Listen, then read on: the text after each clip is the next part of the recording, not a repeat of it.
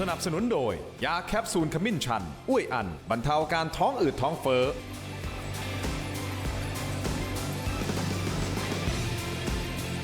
สวัสดีครับต้อนรับทุกท่านเข้าสู่รายการถกไม่เถียงครับประเด็นที่จะถกกันต่อแน่นอนก็ยังคงติดตามนะการทำงานของกกต.นะคุณผู้ชมครับเมื่อไม่นานมานี้ประมาณสักช่วงบ่ายๆนี้แหละครับก็มีการออกมาแถลงข่าวโดยกกต.นะครับตอบปัญหาตอบคำถามผู้สื่อข่าวกรณีของบาร์โค้ดและ QR โค้ดคุณผู้ชมครับกลายเป็นประเด็นใหญ่มากๆสำหรับประเทศไทยณวันนี้เพราะหลายคนก็สงสัยเหลือเกินนะครับว่าบาร์โค้ดที่มันอยู่ในใบเลือกตั้งนะครับไม่ว่าจะเป็นสีเขียวนะรวมถึงสีชมพูนะครับแบบเขตกับบัญชีรายชื่อนะครับไอ้บาร์โค้ดนี้มีไว้ทำไมไปมามีการทดสอบกันนะครับสุดท้ายสุดเนี่ยไอ้บาร์โค้ดนี่มันสามารถที่จะย้อนแทร็กกลับไปถึงต้นขั้วได้ต้นขั้วของการที่เวลาคุณจะไปเลือกตั้งใช่ไหมฮะก็ต้องเซ็นชื่อเขียนลำดับแล้วก็เอาใบนั้นมาถ้ามันย้อนกลับไปถึงตรงนั้นได้นั่นหมายความว่ามันสามารถย้อนกลับไปได้ว่าคุณเลือกใครสิครับผมเลือกใครเขาก็รู้หมดแม้แต่แขกรับเชิญของผมทั้ง3ท่านถ้าไปเลือกตั้งเสร็จปุ๊บก็สามารถย้อนกลับไปได้สิครับไปรู้ว่าเขาเลือกใครแล้วแบบนี้มันถือว่าเป็นความลับหรือเปล่าฮะสำหรับการเลือกตั้งเอาแหละกกต.เองก็มีการอธิบายนะครับก็ยอมรับนะครับว่าสามารถที่จะย้อนกลับไปได้แต่ยืนยันนะฮะว่าการเลือกตั้งยังเป็นความลับอยู่นี่คือประเด็นที่ร้อนแรงที่สุดณตอนนี้เกี่ยวกับการเลือกตั้งนะฮะคุณผู้ชมครับแต่มีประเด็นหนึ่งที่ค้างคาใจแล้วก็อยากจะเคลียร์กันจริงๆเลยนะครับก็คือประเด็นของคุณแก้วตานะที่มีการออกมาโพสต์และมีการพูดถึงคุณเท้งนะก็คือ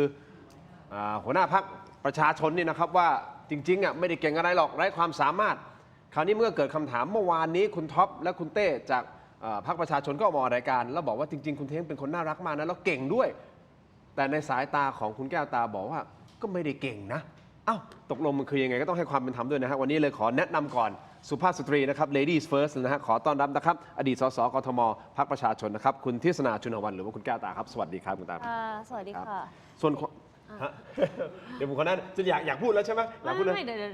ยังไงโอเคเดี๋ยวผมแนะนำแขกรับเชิญของผมอีก2ท่านนะครับท่านนี้ทนายอั๋นบุรีรัมย์เป็นทนายความซึ่ง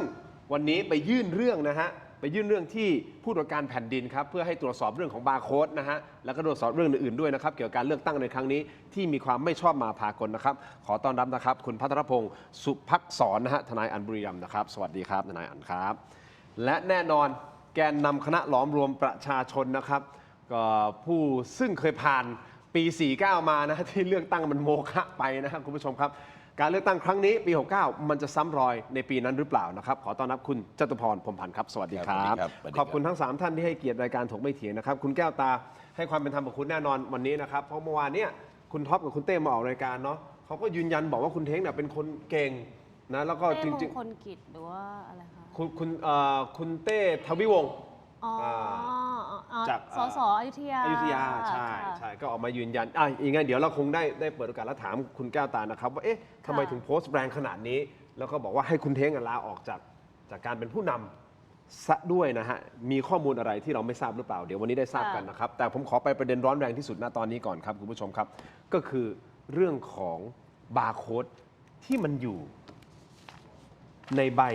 เลือกตั้งฮะคุณผู้ชมครับผมขออนุญาตนะฮะอันนี้ยกเป็นตัวอย่างเฉยๆนะครับต้องขอบคุณนะฮะนี่เป็นท่านแรกๆนะฮะที่มีการโพสต์แบบนี้นะใบนี้อันนี้คุณหน้าคุณตาดีเนาะแบบนี้นะฮะคุณธัญรัตน์คุณธนรัตน์นะฮะขอบคุณนะครับนี่เป็นแบบนี้เลยเป็นคนแรกๆที่โพสต์ออกมาแล้วก็ทำให้เราเห็นว่าจริงๆข้างล่างเนี่ยมันมีบาร์โค้ดอยู่คุณตู่นายอั๋นบาร์โค้ดเนี่ยหลายเขาสงสัยว่าบาร์โค้ดนี่มันคืออะไรก็ลองไปสแกนดูปรากฏว่าที่ต้นขั้วตรงนี้นะคุณผู้ชมครับมันมีเลขอยู่นะเล่มที่เท่าไหร่แล้วเลขที่เท่าไหร่เนาะปรากฏว่าสแกนบาร์โค้ดเลขมันตรงกันฮะคุณผู้ชมมันตรงกับด้านบนกับต้นขั้วมันนั่นหมายความว่าเวลาคุณผู้ชมไปเอาบัตรเนี้ยเลือกตั้งใช่ไหมคุณต้องเขียนลำดับคุณเท่าไหร่ใช่ไหมคุณก็เขียนไปแล้วคุณก็เซ็นชื่อพอเซ็นชื่อไปเสร็จปุ๊บเขาก็เอาบัตรเนี้ยฉีกปุ๊บแล้วคุณก็ไปลงคะแนนแต่ถ้าสแกน QR code บาร์โค้ดเนี่ยมันสามารถที่จะบ่งบอกถึงเลขตรงเป๊ะกับต้นขั้วของคุณแล้วมันเป็นเลขที่ไม่ซ้ำกันด้วยนะฮะเป็น running number มันไม่ได้ซ้ำกันนะครับคุณผู้ชมนั่นหมายความว่าอะไรหมายความว่าคุณแก้วตาไปก็เป็นเฉพาะเจาะจงใบนั้นที่คุณฉีกไปก็เป็นเบอร์ของคุณขึ้นมาเช่นเดียวกันพี่ตู่ทนายอั๋นผมนั่นหมายความว่าสามารถที่จะย้อนกลับไปได้นะครับว่าแต่ละคน เลือกพรรคอะไรเลือกสีอะไรอะไรก็แล้วแต่เลือกอะไร แล้วแบบนี้สิครับคุณผู้ชม มันถือว่าเป็นความลับหรือเปล่าในการเลือกตั้งเอาผู้ข้ามวอร์ดในวงการการเมืองก่อนคุณตู่ คือผมเนี่ยนะครับในฐานะที่เคยลงรับสมัครรับเลือกตั้ง ฮะ แล้วก็โมฆะ2 รอบนะครับ แล้วก็ได้ไม่โมฆะนี่2 รอบ เหตุการณ์นี้เนี่ยนะครับถ้ายึดแนวทางการเลือกตั้งปี 2549 ครับ วันที่ 2 เมษายนเนี่ย ครับ คณะกรรมการการเลือกตั้งชุดของพลตำรวจเอกวาสนาเนี่ย ครับ ก็ไปดูงานต่างประเทศ แล้วก็ไปเห็นว่าในบางประเทศนี่หันหลังออก อืม แล้วก็มีกลับมามีหลักคิดว่า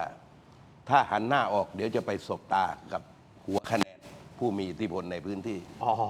ได้ไปทดสอบการเลือกตั้งเนี่ยนะครับ ที่อบจจังหวัดลำปางมาแล้ว1 จังหวัดไม่มี ฮะ ปัญหา ฮะ ทีนี้พอวันเลือกตั้ง 2 เมษาเนี่ยพอหันหลังออกใช่ไหมผู้สื่อข่าวและช่างภาพเนี่ยใช้กล้องซูมเข้าไปนะครับ แล้วก็เห็นว่าขณะที่กาเนี่ยกาเบอร์อะไร อืม นะครับภาพอันเนี้ยเพียงความจริงเนี่ยนะครับไม่เพียงไม่กี่ภาพเท่านั้น ฮะ ก็มีการร้องเรื่องนี้นะครับใช้ช่องทางผู้ตรวจการไปถึงศาลรัฐธรรมนูญเนี่ย ครับ ศาลรัฐธรรมนูญวินิจฉัยว่าเป็นการเลือกตั้งที่ไม่เป็นความลับ อืม จึงชี้ให้เป็นการเลือกตั้งที่เป็นโมฆะซึ่งเนี่ยนะครับในระหว่างนั้นเนี่ยกกตก็ประกาศรับรองนะครับสสไปรายงานตัวกับกกตได้รับใบจากกกตไปรายงานตัวต่อสำนักเลขาธิการสภาผู้แทนราษฎร ได้รับบัตรเป็นที่เรียบร้อยนะครับ ปรากฏว่าศาลนูนชี้โครมว่าการเลือกตั้งเป็นโมฆะเขาเรียกว่าเป็นผู้แทนแดดเดียวคือแป๊บเดียวเลยนะครับ ผู้แทนแดดเดียว เหมือนกับปลาเลยเหมือนกับปลาดินเลย แดดเดียว ทีนี้เนี่ยนะครับหลังจากนั้นก็ประกาศพระราชกฤษฎีกาจัดการเลือกตั้งใหม่ แต่ก็ไม่สำเร็จนะครับก็คือไปสมัครใหม่นะแต่ว่าที่ไม่สำเร็จ เพราะเกิดรัฐประหาร 19 กันยายนปี 49 ครับ ปี 57เนี่ยนะครับความจริงเนี่ยรัฐธรรมนูญเนี่ยเขียนไว้ชัดเจนว่า จะต้องจัดการเลือกตั้งพร้อมกันทั้งประเทศ วันนั้นมีการชุมนุมไม่มีนะครับและก็ขณะเดียวกันเนี่ยมี 28 เขตไม่สามารถรับสมัครรับเลือกตั้งได้เป็นปัญหา บัตรเลือกตั้งก็ไม่สามารถเอาได้เพราะส่งไปทางไปรษณีย์ ครับ นะครับภาคใต้ 3 จังหวัดถูกปิดล้อมหมด ความจริงนั้นเนี่ยนะครับต้องยุตินะครับการเลือกตั้ง แต่ว่าก็ดึงดันทั้งกกตและรัฐบาลนะครับท้ายที่สุดศาลรัฐธรรมนูญก็วินิจฉัย2 ขยักนะครับขยักแรกพอเลือกตั้งเป็นปัญหาบอกกกตไปคุยกับรัฐบาล ครับ ต่อมานะครับก็ชี้โครมเข้าให้ว่า การจัดการเลือกตั้งไม่พร้อมกันทั่วราชอาณาจักรภายในวันเดียวนั้นเนี่ยทำให้การเลือกตั้งเป็นโมฆะ ครับ นะครับหลังจากนั้นก็จะจัดการเลือกตั้งใหม่ แล้วก็ไปตายก็คือถูกรัฐประหารดังนั้นเนี่ยครับการเลือกตั้งที่โมฆะกับการรัฐประหารจะเป็นของคู่กันนะครับทีนี้พอมาถึงกรณีนี้ อืม อย่างไรก็ตามนั้นเนี่ย กระดาษกับ จริงอยู่นะครับว่าเอกสารในกกตเก็บนะครับ อัน ไม่ว่าต้นขั้วบัตร โอเค ก็ถามว่าเนี่ยครับในการไปใช้สิทธิ์หันหลังออกเนี่ยนะครับถ้าไม่มีกล้องซูมเข้าไปก็มองไม่เห็นด้วยตาเปล่าใช่ไหม ฮะ ทีนี้พอกล้องเข้าไปซูม ไม่มีการดำเนินความจริงต้องดำเนินคดีไอ้คนที่ซูมกล้อง แต่ปรากฏว่านะครับณขณะนั้นเอาภาพ ซึ่งพอปรากฏมาแล้วมันไม่ได้เป็นความลับอีกต่อไป ครับ นะครับทำให้การเลือกตั้งมันเป็นโมฆะซึ่งนี่นะครับมาครั้งนี้เนี่ย ครับ คือถ้านี่นะครับถ้าย้อนเข้าไปว่าถ้าเข้าไปดูบัตรนะครับไม่ว่าใครก็แล้วแต่ไม่ว่ากกตหรือใคร ครับครับ ไปเห็น1 ใบอ่ะเอาสมมติเราไปเห็น1 ใบเข้ามา มันเป็นความลับต่อไปไหมเพราะว่าไอ้2-3 รูปปี 49 เองอ่ะก็ ยัง ทำให้การโมฆะ โมฆะได้ ทั้งประเทศ อันนี้เป็นคำถามที่ดีมากนะคุณผู้ชมครับ อย่างนี้ก่อนที่ผมจะไปทนายอ่านแล้วก็ไปที่คุณแก้วตานะกกตแถลงครับเมื่อบ่าย 2นี่คือล่าสุดเลยนะฮะคุณผู้ชมครับจริงๆแถลงยาวนะฮะแล้วก็ทีมงานสรุปมาแบบนี้นะครับวันนี้กกตออกมายอมรับตามข้อสังเกตของประชาชนและสื่อมวลชนและทนายอันบอกว่าไอ้บาร์โค้ดเนี่ยบนบัตรสีชมพู ซึ่งบัตรสีชมพูมีทั้งบาร์โค้ดและ QR โค้ดส่วนบัตรสีเขียวที่เป็นเลือกตั้งเขตนะครับมีแค่บาร์โค้ดนะครับอย่างนี้ฮะสามารถสแกนและตรวจสอบย้อนหลังกลับไปถึงต้นขั้วบัตรเลือกตั้งได้จริงกกตแถลงแบบนี้นะฮะนั่นหมายความว่าสามารถที่จะ backtrack ได้นะฮะย้อนกลับไปถึงต้นขั้วได้จริงซึ่งที่ต้นขั้วนั้นจะมีลำดับที่และชื่อของผู้ใช้สิทธิ์ระบุอยู่อย่างที่ผมบอกอย่างที่ผมเปิดรายการไปเมื่อสักครู่นี้อันนี้ตัวอย่างอีกครั้งหนึ่งนะครับเราจะต้องใส่ลำดับที่ของเราถูกต้องไหมฮะลำดับที่เท่าไหร่ตามที่เราบัตรชื่อเราอยู่ในทะเบียนบ้านใช่ไหมแล้วเขาก็จะมาวางลำดับอ่ะเราต้องเขียนลำดับแล้วก็เซ็นชื่อแล้วก็ใบนั้นไปเพราะฉะนั้นมันสามารถที่จะ ย้อนกลับไปได้ อันนี้คือยอมรับแล้วจบแล้วกกตคือยอมรับว่ามันไปถึงจริงนะโอเคแต่ท่านบอกว่าแม้จะสแกนย้อนกลับไปถึงตัวตนคนที่ลงคะแนนได้ แต่ทางกกตยืนยันว่ากระบวนการทั้งหมดยังถือว่าเป็นการลงคะแนนโดยลับและไม่ขัดต่อรัฐธรรมนูญตามมาตรา 85 และ 93 ซึ่งทนายอันไปยื่นข้อนี้ถูกต้องไหมเดี๋ยวให้ทนายอธิบายโดยรหัสเหล่านี้ตั้งใจสร้างขึ้นเพื่อใช้ในระบบปิดของกกตเท่านั้นเพื่อใช้ในการป้องกันบัตรผีบัตรปลอมหรือตรวจสอบกรณีเกิดข้อพิพาทเรื่องบัตรเขย่งและไม่ได้มีไว้เพื่อให้พรรคการเมืองหรือหัวคะแนนนำไปใช้เช็คว่าใครกาให้ใครสรุปง่ายๆคุณผู้ชมครับก็คือกกตก็บอกเอาแหละ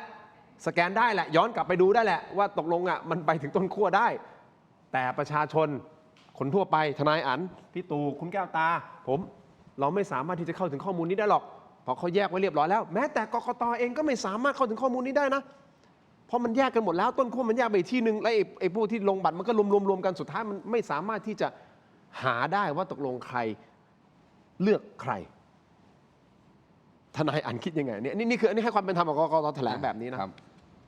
หลักการความลับเนี่ยนะครับการเลือกตั้งจะต้องเป็นโดยลับตามรัฐธรรมนูญเนี่ยนะครับมาตรา 85 ผมอธิบายแบบนี้ว่าคำว่าความลับเนี่ยอย่างที่พี่ตู่ได้เรียนไปว่าศาลไทยประวัติศาสตร์การเลือกตั้งไทยเนี่ยมันก็เคยมีปัดชี้วินิจฉัยชี้ขาดประเด็นนี้มา1 ครั้งปี 49 ก็คือหันหลังหันหน้าเนี่ยนะทีนี้หลักการผมเชื่อว่าทั่วโลกเขายึดหลักว่าไม่ควรจะต้องมีผู้ใดรู้ว่าอีกคนเลือกใครหลักการคือห้ามเปิดช่องให้ทำอย่างนั้นได้คำถามผมก็คือว่าถ้ามีใครจะไปลงถ้ามีใครอยากจะรู้สมมุติมีอำนาจกกตมีอำนาจถูกไหมฮะไปเอาต้นขั้วมาสแกนแบ็กแทร็กแล้วก็มันก็มีการไปให้เซ็นชื่อไปดูลำดับรู้ไหมครับว่าเป็นทนายอันบุรีรัมย์รู้ไหมครับว่าเป็นพี่ตู่รู้ครับแค่เปิดช่องว่าหลักการแบบนี้มันทำไปได้มันก็จบแล้วครับไม่จำเป็นละว่าจะต้องมีการไปดูจริงหรือเปล่าอะไรเงี้ยนะครับผลอย่างนั้นไม่จำเป็นต้องไปถึงขั้นตอนจะต้องมีผลอย่างนั้น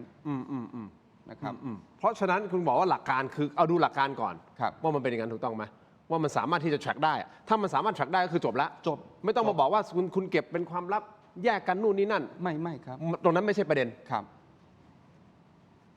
คุณผู้ชมคิดเห็นอย่างไรคุณผู้ชมลองแสดงความคิดเห็นเข้ามานะครับซึ่งวันนี้ทนายอันสั้นๆนิดเดียวฮะวันนี้ทนายอันเดินทางไปร้องเรียนเกี่ยวกับประเด็นนี้ใช่ไหมฮะใช่ครับมีประเด็นอะไรบ้างที่ร้องเรียนครับเดี๋ยวผมจะไปที่คุณแก้วตาละเรื่องบัตรนี่แหละครับบัตรมันมี2 กรณีนะครับก็คือกรณีสสกับกรณีสวใช้บาร์โค้ดเหมือนกันใช้ QR code เหมือนกันก็ตีความไปควบคู่กันเลยทั้งสสสวให้ทางผู้ตรวจการแผ่นดินวินิจฉัยส่งศาลรัฐธรรมนูญวินิจฉัยทั้ง2 กรณีเลยเพราะฉะนั้นเรื่องนี้ก็เท่ากับว่ามีคนร้องไปนี่ถือว่าเป็นคนร้องที่จะมีโอกาสไปศาลรัฐธรรมนูญแล้วคือประชาชนเนี่ยเขามีช่องทางเดียวคือต้องร้องผ่านผู้ตรวจการแผ่นดินทีนี้ผมก็เทียบเคียงนิดว่าไอ้ปัญหาเรื่องบัตรปลอมเนี่ยเราเคยมีปัญหานะครับตอนปี 2544 เลือกตั้งพื้นที่ภาคใต้ลองไปดูข่าวเสิร์ชร้อนกันด้วยก็ปรากฏว่านะครับคนก็เชื่อว่าบัตรเลือกตั้งที่ใช้ในพื้นที่ภาคใต้พศนั้นเป็นบัตรปลอมมีการชุมนุมปิดถนนปิดสะพานโกโลกนะครับโกลาหลเลยแต่ว่าท้ายที่สุดนะครับพรรคที่เขาเสียหายที่จัดตั้งรัฐบาลก็สั่งยุติทีนี้เนี่ยนะครับมาตรการต่างๆอย่างที่บอกว่ากกตเองเนี่ยนะครับจะต้องเข้าใจว่าคือมาตรการการป้องกันเรื่องบัตรปลอมกับเนี่ยนะครับสามารถรื้อค้นความลับได้เนี่ยมันเป็นคนละกรณีกันนะครับแม้กระทั่งบัตรนี้นะครับคนก็สงสัยนะครับเพียงแต่ว่าเรื่องนี้มันเป็นพยานหลักฐานคือกรณีเหมือนเราพูดเรื่องการซื้อเสียงนะครับเมื่อสมประโยชน์ระหว่างผู้ให้กับผู้รับภาพก็ไม่ปรากฏเหมือนตอนปี 44 นะครับใช้ตชด.ถ่ายภาพไอ้นั่นได้แจกใบแดงโครมนะครับพอเดินมาถึงจุดนี้เนี่ยนะครับในกรณีอันนี้เมื่อเทียบเคียงกับคำวินิจฉัยปี 49 นะครับแต่ผมก็ไม่ได้วาดหวังว่านะครับในปี 69 จะโมฆะตามปี 49 หรอกก็ต้องดูกันต่อไปนะคุณผู้ชมครับแต่ที่แน่ๆให้ความเป็นธรรมกับกกต ซึ่งเดี๋ยวเราจะปล่อยเสียงทางกกตที่แถลงไปนะฮะคือท่านแถลงยาวแต่ให้ความเป็นธรรมบางช่วงบางตอนท่านอธิบายว่ายังไงเดี๋ยวกลับมาฟังกันแน่นอนนะครับและอีกประเด็นที่ผมค้างคาใจแล้วก็อยากจะถามมากคือคุณแก้วตาซึ่งนั่งอยู่ในรายการตรงนี้แล้วนะครับคุณผู้ชมครับคุณแก้วตาโพสต์ชัดเจนบอกว่าเนี่ยขอให้คุณเท้งเนี่ยรับผิดชอบลาออกไปเถอะคุณก็ไม่ได้เก่งไม่ได้มีฝีไม้ลายมืออะไรเดี๋ยวก่อนนะคุณรู้สึกงั้นจริงๆเหรอครับซึ่งมันค้านกับสิ่งที่จะบอกว่าเพื่อนร่วมพรรคอดีตแล้วกันอดีตเพื่อนร่วมพรรคเขาก็บอกเฮ้ยเขามีความสามารถนะทำไมคุณผิดหวังหรือเปล่าเอาตรงๆที่ไม่ได้ คืออย่างนี้นะคะตอนดิฉันจะเล่าตั้งแต่กระบวนการตอนที่โหวตให้คุณเท้งเป็นนายกกันนะคะไม่ใช่เป็นนายกดิเป็นหัวหน้าพรรค หัวหน้าพรรค คือตอนที่โหวตให้คุณเท้งเป็นหัวหน้าพรรคเนี่ยไม่มีแคนดิเดตคนอื่นเลยนะคะก็คือมีคุณเท้งแค่คนเดียวแล้วก็ให้สมาชิกเนี่ยมาโหวตว่าจะให้คุณเท้งเป็นหรือไม่เป็นแล้วคำสั่งเนี่ยดิฉันก็ไม่รู้ว่าใครเป็นคนคัดเลือกคุณเท้งมานะคะแต่ว่าก็ในเมื่อประชาชนที่เป็นสมาชิกพรรคเนี่ยไม่ได้มีทางเลือกอื่นแล้วก็คงแอสซูมอยู่ในใจอยู่แล้วว่าคนที่เลือกมาเนี่ยก็น่าจะเป็นฝ่ายบริหารที่อาจจะเป็นแกนนำพรรคหรือผู้ก่อตั้งอันนี้ที่ฉันไม่อยากจะเอ่ยชื่อจะโดนฟ้องเอาแต่ว่าคือมันไม่มีทางเลือกอื่นนะคะมันก็ต้องโหวตเห็นชอบหรือไม่เห็นชอบเท่านั้นก็มีแค่เสียงเดียวที่โหวตไม่เห็นชอบที่เหลือก็ต้องเห็นชอบทั้งสิ้นเพราะว่ามันไม่ได้มีตัวเลือกที่1ที่2ที่3ให้เลือกถูกไหมคะนี่คืออันดับ1แล้วนี่คือจุดเริ่มต้นก่อนอันนี้คือจุดเริ่มต้นแล้วซึ่งการที่ประชาชนไม่มีทางเลือกค่ะมันก็เหมือนกับสินค้าที่เป็นตลาดผูกขาดเมื่อสินค้าผูกขาดเนี่ยมียี่ห้อเดียวของสินค้าที่เราจะสามารถบริโภคได้เนี่ยมันก็ไม่ได้เป็นประโยชน์ต่อผู้บริโภคเพราะผู้บริโภคก็ไม่สามารถที่จะเลือกสินค้าที่หลากหลายได้ถูกไหมคะไม่ว่าจะผูกขาดอะไรที่ฉันยกตัวอย่างง่ายๆเลยเบียร์สิงห์เบียร์ช้างผูกขาดสุราอย่างเงี้ยนะคะคุณกินได้แค่เบียร์สิงห์เบียร์ช้างกับแสงโสมแอลกอฮอล์แบบนี้อันนี้ไม่ต้องไปพาดพิงถึงแบรนด์เขาดีกว่าครับเอาเป็นว่าเราคุยตรงนี้เดี๋ยวก็คือสมมติว่าเป็นการผูกขาดใช่ไหมคะซึ่งประชาชนเนี่ยก็เสียประโยชน์เพราะว่าเขาจะขายแพงเท่าไหร่ก็ได้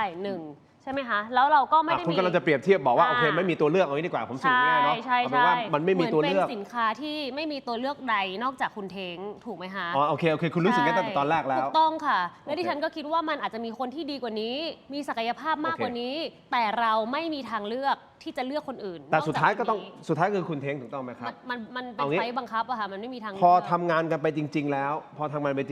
คุณได้เห็นอะไรหรือเปล่าที่เราอาจจะไม่รู้ที่คุณอยากจะบอกนะคุณผู้ชมครับเดี๋ยวผมขออนุญาตเดี๋ยวพักสั้นๆสักครู่นิดเดียวนะฮะเดี๋ยวช่วงหน้ากลับมาฟังกันต่อและที่สำคัญเดี๋ยวฟังกกต.ด้วยเนาะว่าตกลง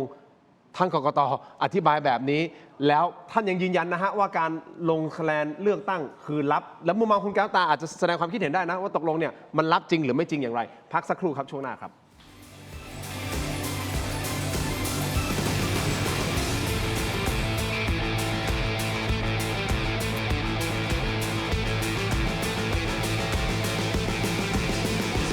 ส้มสายน้ำผึ้งจากอำเภอฝางจังหวัดเชียงใหม่คัดเกรดคุณภาพสดจากสวนถึงมือเปลือกบางเนื้อแน่นหวานฉ่ำวิตามินซีสูงสนใจสินค้าสั่งซื้อได้ที่เว็บไซต์และแอปพลิเคชัน Thailand Postmart ตัวท็อปใกล้ๆส่งให้ถึงมือ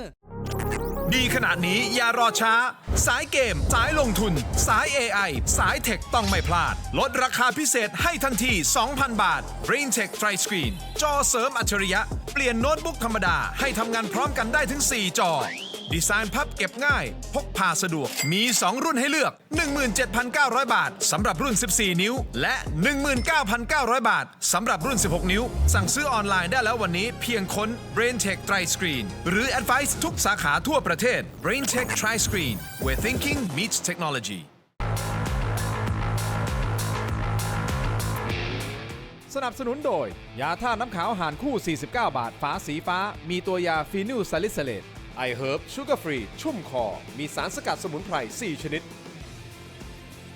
อันนี้ต้องเข้าใจตรงกันนะเพราะฉะนั้นนี่คือกระบวนการรปภ.ที่ผมอยากจะชี้ให้พวกเราเห็นว่าการเลือกตั้งทุกหน่วยทุกคนเป็นการลงคะแนนโดยตรงและลับเป็นไปตามรัฐธรรมนูญมาตรา 85 ครับนะครับซึ่งก็ต้องบอกอย่างนี้ครับว่าในส่วนของบาร์โค้ดต่างๆหรือ QR โค้ดต่างๆที่กำหนดไว้เนี่ยนะครับก็ดีนอกจากประเด็นแรกก็คือเรื่องของการป้องกันการปลอมแปลงนะครับบาร์โค้ด QR โค้ดต่างๆนะครับอันนี้จะเป็นข้อมูลสำหรับการแท็กกิ้งจำนวนที่จัดพิมพ์นะครับไว้ตรวจสอบย้อนกลับได้นะครับว่ามีการจัดพิมพ์บัตรเลือกตั้งเกินกว่าจำนวนที่กำหนดหรือไม่นะครับเวลาไปใช้ในหน่วยเลือกตั้งนะครับจะไม่ค่อยมีปัญหาเรื่องกรณีบัตรเขย่ง นะครับซึ่งก็ยอมรับครับว่าในบาร์โค้ดนี้นะครับเวลาสแกนไปก็สามารถระบุได้ถึงเลขที่บัตรเลือกตั้งนะครับอันนี้ก็จากข้อมูลดังกล่าวเนี่ยนะครับจะเห็นว่าจากรูปนี้นะครับเราก็สามารถแท็กกิ้งได้นะครับตรวจสอบได้ว่าใครเป็นคนเผยแพร่นะครับเพราะว่าบัตรที่ถูกเผยแพร่เนี่ยเป็นบัตรเลือกตั้งซึ่งอยู่ในเล่มนะครับยังไม่ถูกฉีกนะครับแสดงว่าต้องอยู่ในมือผู้รับผิดชอบในการทำหน้าที่แน่นอนนะครับอันนี้ก็จะเป็นขั้นตอนที่เราจะต้องตรวจสอบข้อเท็จจริงต่อไปนะครับอันนี้คือเรื่องของการใช้บาร์โค้ด QR code นะครับอันนี้ต้องเข้าใจ ฟังแล้วเป็นไงทนายอัน อย่างที่ผม สายหน้าเลยเหรอ ครับ สายหน้าเลยเหรอ ครับรู้ว่ากกตน่าจะตอบประมาณนี้นะครับ ทราบแล้วก็อย่างที่ผมเรียนย้ำว่ามันเป็นกระบวนการที่คุณเปิดช่องเปิดโอกาสให้วัตถุประสงค์ผมไม่ได้ไปปรักปรำว่าคุณต้องการจะช่วยเหลือนะครับพรรคการเมืองใดๆหรือไม่อย่างไร แต่วิธีการนี้ผมบอกคุณว่ามันมีพรรคการเมืองบางพรรคเอาไปใช้ข่มขู่ชาวบ้าน อ๋อเหรอข่มขู่ยังไง เอาไปใช้ข่มขู่ชาวบ้านบอกแจกเงินไปแล้ว เอ้า แจกเงินไปแล้วมันมีลำดับบาร์โค้ดอะไรต่างๆ เช็คได้ว่าถ้าคุณไม่กาพวกเราเนี่ย1,500 2,500 3,500เนี่ยคุณเสร็จแน่ตามเจอ โอ้ทนายอั มัน นมอง ถึ ไป ง ถึ มี ง ก ข ระ นาด บวน นั้น การว่ามีการยิง 40% ของแต่ละหน่วยเข้าหมด ใช้กระสุนเข้าเป้าหมด ถูกครับ ทนายอันกำลังผมอธิบายอย่างนี้นะความหมายคือว่าอาจจะใช้ตรงเนี้ยเป็นการเอาไปข่มขู่ชาวบ้านที่บอกเฮ้ยถ้าคุณไม่กาตามที่เราตกลงกันไว้นะ ตามที่เราตกลงดีลกันไว้แล้วเนี่ย ครับ ผมเช็คได้นะครับ ผมเช็คได้นะว่าคุณกาหรือไม่กา ครับ เอาไปข่มขู่เขา ใช่ ยิ่งทำให้เขายิ่งมันเช็คได้หรือเปล่าวะก็ต้องกาตามที่ เข้าเป้า นี่คือกรณีแรก อีกกรณีที่2นะครับ สมมุติว่าถ้าเกิดว่าอยู่ในหน่วยงานราชการที่แบบต้องการให้แบบสีอนุรักษ์มาแบบเต็มแถบเนี่ย ก็ไปเช็คสิครับ ผมไม่อยากจะบอกว่าหน่วยงานไหนอย่างไรเนี่ยนะครับ มีทั้งตัวข้าราชการคนนั้นครอบครัว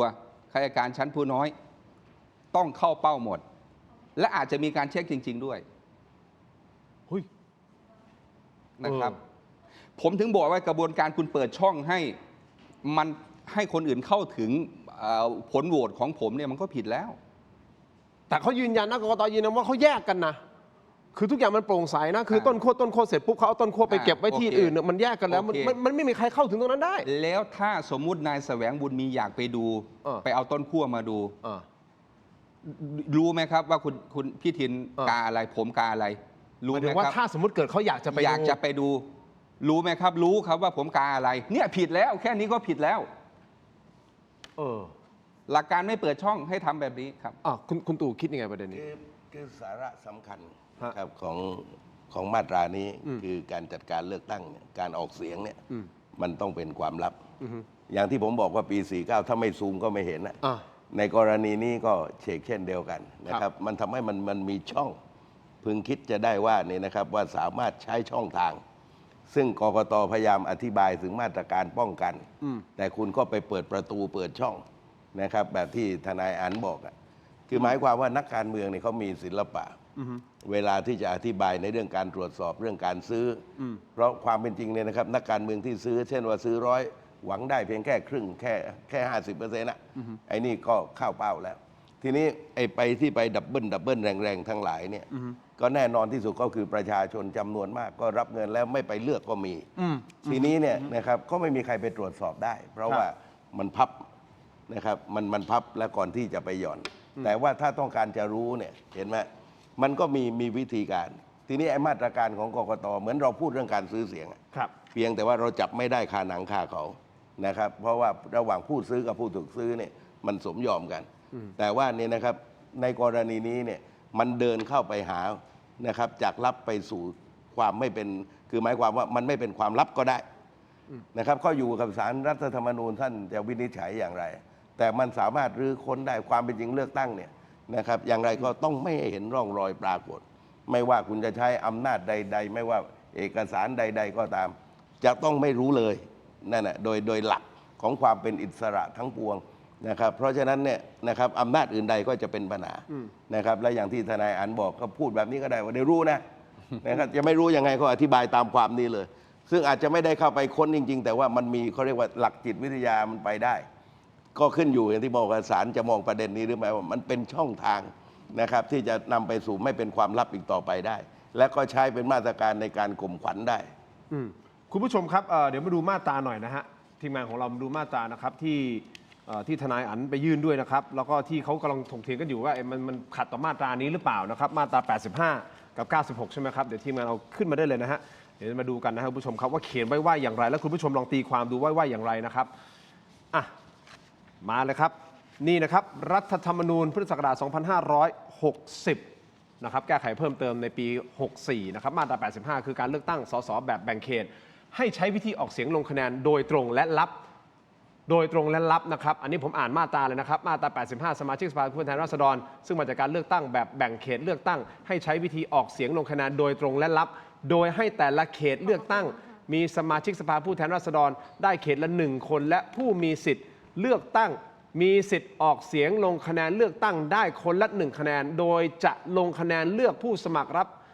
เลือกตั้งผู้ใดใช่ไหมฮะ ไม่เลือก โดยจะลงคะแนนเลือกผู้สมัคร ไม่เลือกผู้ใดเลยก็ได้ หรือสุดท้ายคือจะลงคะแนนไม่เลือกผู้ใดเลยก็ได้นี่คือมาตรา 85 นะครับแสดงว่าเนื้อหาสำคัญเขาบอกว่าโดยตรงและลับกกต.บอกว่าตามนี้เลยนะเราทำตามนี้ฮะทนายอั๋นโดยตรงและลับตามนี้ฮะมาตรา 85 อันนี้ท่านบอกงี้นะครับ อีกมาตราหนึ่งครับไปต่อก็คือพรป.นะครับว่าด้วยการเลือกตั้ง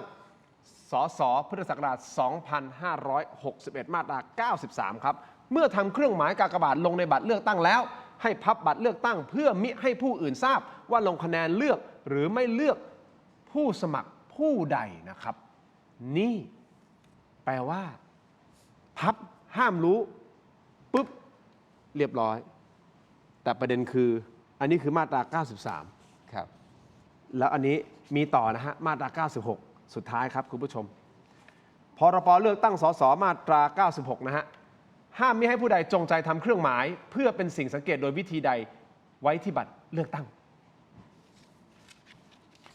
นิดเดียวสั้นๆก่อนที่จะกลับไปที่คุณแก้วตาทนายอั๋นทำบาร์โค้ดกับ QR code มันคือการทำเครื่องหมายเพื่อให้สังเกตโดยวิธีใดไว้ที่บัตรเลือกตั้งไหม ชัดกว่า ไอ้สมมตินะสมมติถ้าไม่มีบาร์โค้ดนะครับ ผม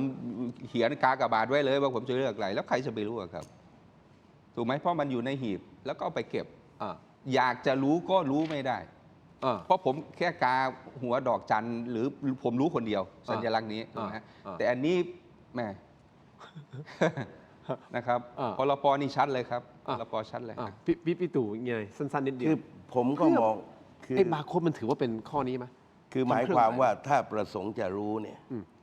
ก็รู้ได้ คือหลักการก็คือว่า แม้ว่าประสงค์จะรู้ก็ต้องรู้ไม่ได้นะครับมันมีช่องทางที่จะรู้ได้ไงคือหมายความว่าเก็บแต่ว่าสมมุติว่าจะคือหลักต้องไอเจตนาเรื่องการใช้สิทธิ์เนี่ยคือไม่ว่าโดยวิธีอื่นใดต้องเป็นความลับอยู่ตลอดไป แต่ว่าไอ้เรื่องนี้เนี่ยครับมันทำให้ไม่เป็นความลับก็ได้ ก็ขึ้นอยู่กับศาลรัฐธรรมนูญจะวินิจฉัยคุณผู้ชมครับล่าสุดนะฮะคุณเท้งณัฐพงษ์เรืองปัญญาวุฒิโพสต์ไว้อย่างนี้นะครับคุณแก้วตาดูนะดูพร้อมๆกันนะแป๊บหนึ่งจะให้ผมเปิดเลยใช่ไหม เดี๋ยวก่อนนะพอดีผมไม่ได้เอา iPad ไม่เวิร์กสดๆร้อนๆอันนี้ผมเปิดในโทรศัพท์แล้วกันคำแถลงกกต.วันนี้บอกว่ากปน.สามารถถ่ายต้นขั้วเก็บไว้แล้วหัวคะแนนตรวจได้ 100% ว่าใครกาไม่กาแบบไม่มีเขย่งนี่คำแถลงกกต.วันนี้บอกว่ากปน.สามารถถ่ายต้นขั้วเก็บไว้แล้วหัวคะแนนตรวจได้ 100% ว่าใครกาไม่กาแบบไม่มีเขย่งมันจะตีความว่าอย่าง มีแค่สักชุด2 ชุดผมว่าจบเลยครับไอ้ที่เราเถียงกันนะว่าจะรู้ไม่รู้เอาไปเก็บดีไม่ดีถ้ามีการหลุดมาว่ามีการถ่ายกปน.ถ่ายหัวไว้เนี่ยจบเลยครับคือในกรณีนี้เนี่ยนะครับที่เทงเขาโพสต์เนี่ยคือถ้ามันเป็นข้อเท็จจริงและมีพยานหลักฐานกันว่าได้มีหน่วยใดหน่วยหนึ่งเนี่ยได้มีการถ่ายอย่างที่ว่าเนี่ยอันนี้เป็นปัญหาแล้วนะครับเพราะว่าทุกในกรณีนี้มันถ่ายไม่ได้มันต้องรับมาตั้งแต่ต้นไอ้นี่มันเดินย้อนเข้าไปได้ไงนะครับเพราะว่าเมื่อมีต้นขั้วแล้วมันแสวงไปหาหีบเลือกตั้งได้ว่าแม้กระทั่งว่าจะเทควบรวมยังไงมันก็ไม่ได้เกินกว่าเพราะว่าต้นขั้วมันอยู่จับตรงไหนมันก็โดนตรงนั้น เพียงแต่ว่านี่มีพยานหลักฐานข้อเท็จจริงหรือเปล่านะครับถ้ามันมีข้อเท็จจริงหลักฐานว่าบันทึกถ่ายเข้ามาจริงเนี่ย ครับ นะครับก็งานเข้าอ่ะ งานเข้าเลยใช่ไหม ไอ้นั่น คำนี้นะ ก็แค่ 3-4 ภาพเองนะปี 49 ที่ทำให้เลือกตั้งเป็นโมฆะ เพราะฉะนั้นครั้งนี้ก็ต้องรอติดตามกันต่อไปนะครับ แต่กลับมาที่คุณแก้วตานิดเดียวสั้นๆฮะอันนี้คุณเท้งเมื่อกี้นี้โพสต์นะครับ ก็แสดงความเป็นผู้นำของพรรคประชาชน แต่คุณแก้วตาก่อนหน้านี้บอกว่าตอนที่จะเลือกพรรคหัวหน้าพรรคประชาชนเนี่ยคุณไม่มีช้อยส์แต่สุดท้ายคุณก็ต้องทำงานกับเขาถูกต้องไหมครับว่าเลือกมาแล้วมันมีแค่ช้อยเดียว เลือกใช่ แต่อย่างนี้ผมถามแบบตรงไปตรงมาไม่ต้องดราม่าเลยก็คือว่าคุณผิดหวังหรือเปล่าที่ไม่ได้ลงแล้วเป็นผู้สมัครในครั้งนี้ก็เลยออกมาโจมตีคุณเท้ง ถ้าดิฉันผิดหวังดิฉันคงจะโพสต์ไปตั้งแต่วันแรกที่ทราบแล้วก็มีสสประมาณ 5-6 ท่านนะคะที่ด่าทอพักแบบสัตว์เสียเทเสียเลย แล้วก็ย้ายไปอยู่พักอื่นเลยย้ายไปอยู่กล้าทำย้ายไปอยู่พักเพื่อไทย ซึ่งอันนี้ออกข่าวเห็นได้ชัดอยู่แล้วค่ะดิฉันประกาศอย่างชัดเจนว่าดิฉันเคารพในการตัดสินใจของพักและดิฉันไม่คิดที่จะลงการเมืองต่ออและถ้าเกิดพักไม่มาชวนดิฉันลงตั้งแต่ต้นดิฉันคงไม่มีวันได้เล่นการเมืองคงไม่มีวันมาสนใจมาสมัครพักไหนพักเพื่อไทยประชาธิปัตย์อะไรพักเพื่อไทยคุณอาของดิฉันเป็นรัฐมนตรีกระทรวงว่าการต่างประเทศคุณพ่อของดิฉันเป็นรองหัวหน้าพรรคประชาธิปัตย์ทำไมการเข้าพรรคพวกนี้มันถึงจะยากมากสำหรับดิฉันนะคะการเข้าการเมืองมันยากมากเลยเหรอคะสำหรับดิฉันที่ฉันจะกระหายอำนาจเนี่ยทำไมถึงจะลงไม่ได้ อันนี้คือประเด็นที่หนึ่งนะคะแล้วประเด็นที่สองนี่ถ้าจะบอกว่าไม่ได้ลงเลยออกมาโวยวายทำไมไม่ไปลงพรรคอื่น ลงปฏิริษีพรรคอื่นก็ได้ถูกไหมแล้วทำไมถึงไม่ลงแล้วทำไมถึงต้องมาบอกว่าเคารพในการตัดสินใจของพรรคแล้วก็ไม่ได้คิดว่าจะลงต่อนะคะแล้วก็ไม่ได้เคยไปสมัครพรรคไหนไม่เคยไปคุยกับพรรคไหนด้วยซ้ำใช่ไหมคะเพราะฉะนั้นไอ้คำข้อคอรหาที่ว่าไม่ได้ลงต่อแล้วมาโวยวายเนี่ยคุณต้องลบออกไปจากซีรีบัมสมองของคุณได้เลยไอ้พวกคนที่มาคอมเมนต์ที่ฉันเป็นหมื่นเป็นแสนคอมเมนต์เขาคอมเมนต์เดียวกันไอ้สเปกเตอร์ซีที่อยู่ชั้น4ตึกอนาคตใหม่เนี่ยอย่างนั้นเลยเหรอ นะคะ อันนี้ผมไม่รู้นะมีด้วยเหรอครับผมไม่รู้อันนี้คุณ ถ้าคุณไม่หยุดดิฉันไปตัดไฟนะคะดิฉันบอกก่อน อย่างนั้นเลยเหรอไม่รู้ไอโอมันมีทุกพักคุณมี อัน ทุ นี้ กพัก การเป็นกล่าวหาเดี๋ยวเขาฟ้องคุณน่ะก็ฟ้องค่ะก็ถ้าอย่างนั้นก็ปิดสเปกเตอร์ซีไปเลยค่ะถ้าเกิดจะฟ้องแล้วมันไม่มีมันก็ต้องมีหลักฐานสิฮะถูกไหมฮะอุ้ยเดี๋ยวก่อนนะแล้วจุดเริ่มต้นที่คุณแบบฟาดแรงขนาดนี้คืออะไรอะครับเพราะคุณทนไม่ไหวเลยที่เขาร้องไห้บนกับรายการสรยุทธ์หรือยังไงไม่เกี่ยวค่ะไม่เกี่ยวกับการร้องไห้ค่ะดิฉันเป็นคนที่รักพรรคประชาชนค่ะดิฉันรักพรรคค่ะถ้าดิฉันไม่รักพรรคดิฉันคงย้ายไปพรรคเพื่อไทยหลังจากที่ออกก็มีเพื่อนในกมทเพื่อไทยคุณพายัพชินวัตรเป็นเพื่อนสนิทของคุณแม่ดิฉัน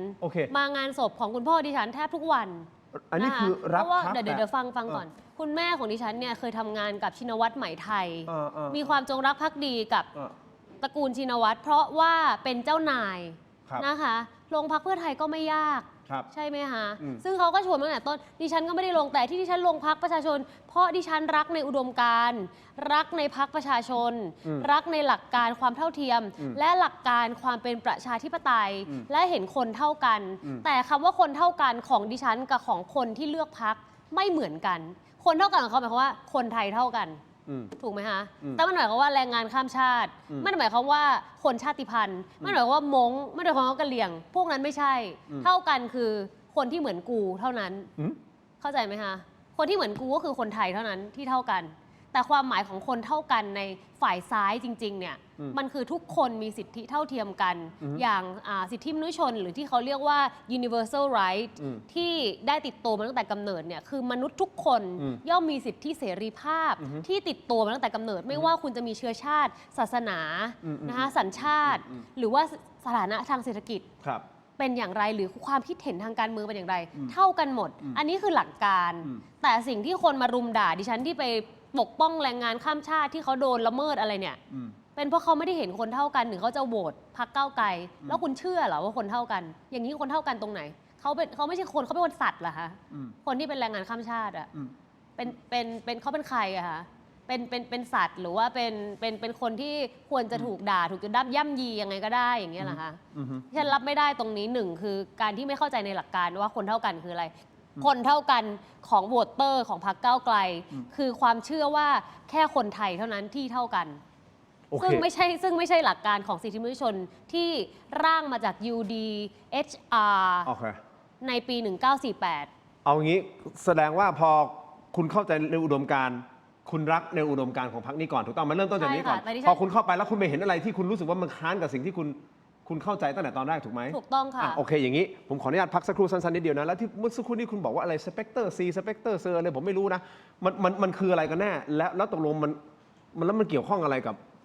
ทั้งหมดทั้งมวลที่เรากำลังพูดกันอยู่เกี่ยวกับ สเป การ ก เมือง เตอร์ซีมันก็อยู่ใน เอางี้เดี๋ยวผมขอพักสักครู่เดี๋ยวผมให้คุณอธิบายแน่นอน ผมอยากรู้นะว่าที่คุณบอกสเปกเตอร์ซีแล้วอะไรอยู่ที่ตึกอะไรเนี่ยเดี๋ยวผมขอพักสักครู่สั้นๆนิดเดียวเดี๋ยวช่วงหน้ากลับมาพูดคุยกันต่อนะครับสักครู่เดียวครับ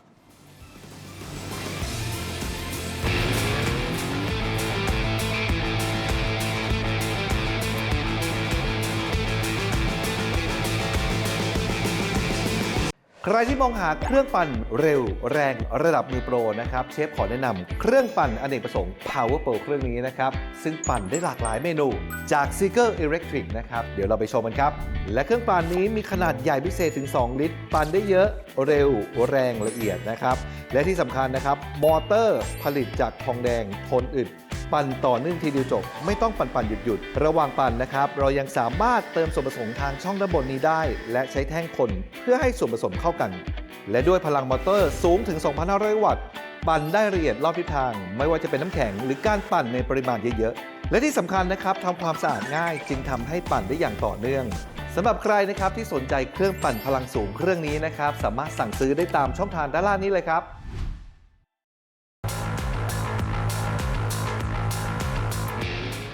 สนับสนุนโดย Lift Up Your Life สร้างสรรค์ความสุขให้ชีวิต Seagull Electric กลับมากันต่อนะครับรายการถกไม่เถียงครับยังอยู่กับคุณแก้วตานะครับทนายอั๋นแล้วก็คุณตู่จตุพรนะครับพูดคุยกันต่อคุณผู้ชมครับแน่นอนหัวข้อนะที่เราตั้งเอาไว้ก็คือเรื่องของบาร์โค้ดนะฮะบาร์โค้ดเอาขึ้นมาหน่อยได้ไหมฮะทีมงาน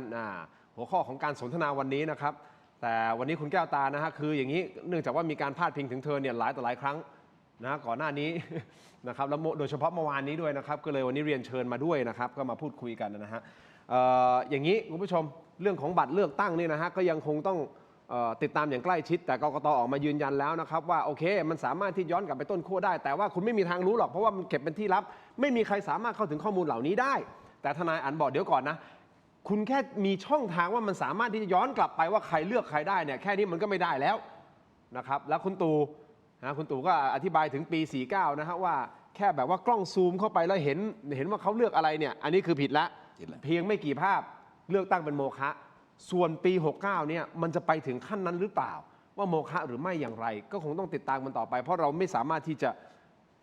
บอกถึงอนาคตได้แต่เราวิเคราะห์วันนี้ได้กับเหตุการณ์ที่มันเกิดขึ้นแล้วมันเป็นประเด็นที่ร้อนแรงจริงๆนะฮะนี่เกี่ยวกับเรื่องของบาร์โค้ดนะครับเอาละเดี๋ยวพูดคุยกันต่อเพราะว่าถ้าเกิดสมมติถ้าเกิดโมฆะจริงๆถ้าเกิดไปถึงขั้นนั้นจริงๆนะการเลือกร่างใหม่โอ้โหทรัพยากรต่างๆแต่ละพรรคโอ้โหแบบทุ่มสรรพกำลังกับการเลือกตั้งครั้งนี้ไปมากโมโหฬารแล้วถ้ามีเลือกตั้งใหม่นี่มันหน้าตาจะเป็นยังไงจะออกมาเป็นยังไงประเทศชาติจะไปยังไงต่อเหนื่อยแค่ไหนสายตาของชาวโลกอีกจะเป็นยังไงต่อเอาละเดี๋ยวเราคุยกันครับแต่ที่ผมค้างคาคุณแก้วตาก็คือเรื่องของสเปกเตอร์ซีขอความชัดเจนนิดนึงนะฮะคุณแก้วตาที่คุณบอกว่าสเปกเตอร์ซีตกลงมันคืออะไรกันแน่คุณแก้วตาคือมันก็เป็น มันอะไรเป็นหน่วยงานไอทีของพรรคเนี่ยแหละค่ะแต่ว่าเขาก็ไม่ได้มาชี้แจงกับสสโดยตรงว่าทำงานอะไรแต่ว่าก็จะมีคนที่คอยมอนิเตอร์คอมเมนต์หรือว่าความคิดเห็นเกี่ยวกับพรรคไม่ว่าจะเป็นทางสื่อมวลชนนะคะว่าพูดถึงพรรคโดยยังไงนะคะทั้งท็อปนิวแล้วก็ทั้งฝั่งที่เชียร์เรานะคะแล้วก็คอยที่จะเหมืมือนกับเขาเรียกว่าอะไรอ่ะเอาเป็นว่าคอยมอนิเตอร์ความเคลื่อนไหวในโลกออนไลน์ทั้งหมดว่างั้นเถอะอย่างนี้หรอถูกต้องแล้วก็แก้ตัวให้พรรคมันจะเรียกคำว่าแก้จะเรียกคำว่าแก้ตัวได้ไหม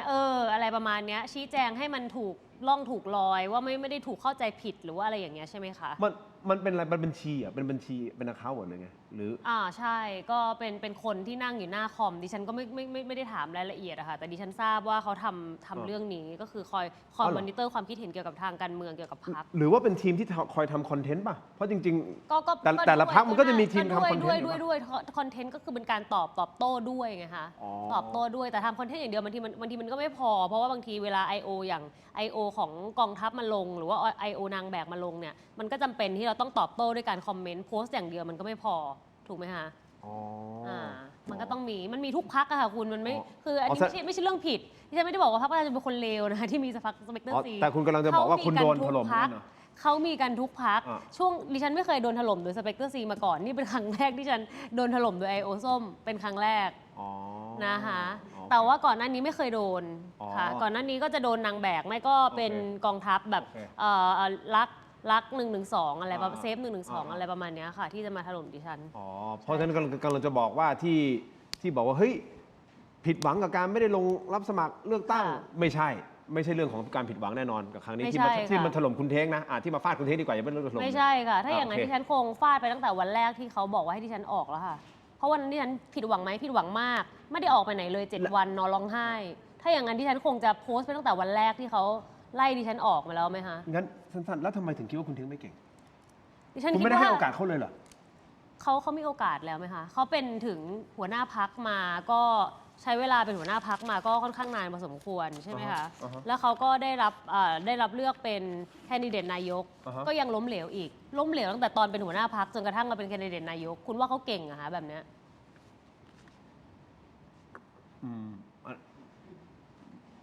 no คุณ comment ทักษิณเขาไม่ล้มเหลวนะคะ ตอนนั้นน่ะคุณทักษิณแค่โดนรัฐประหาร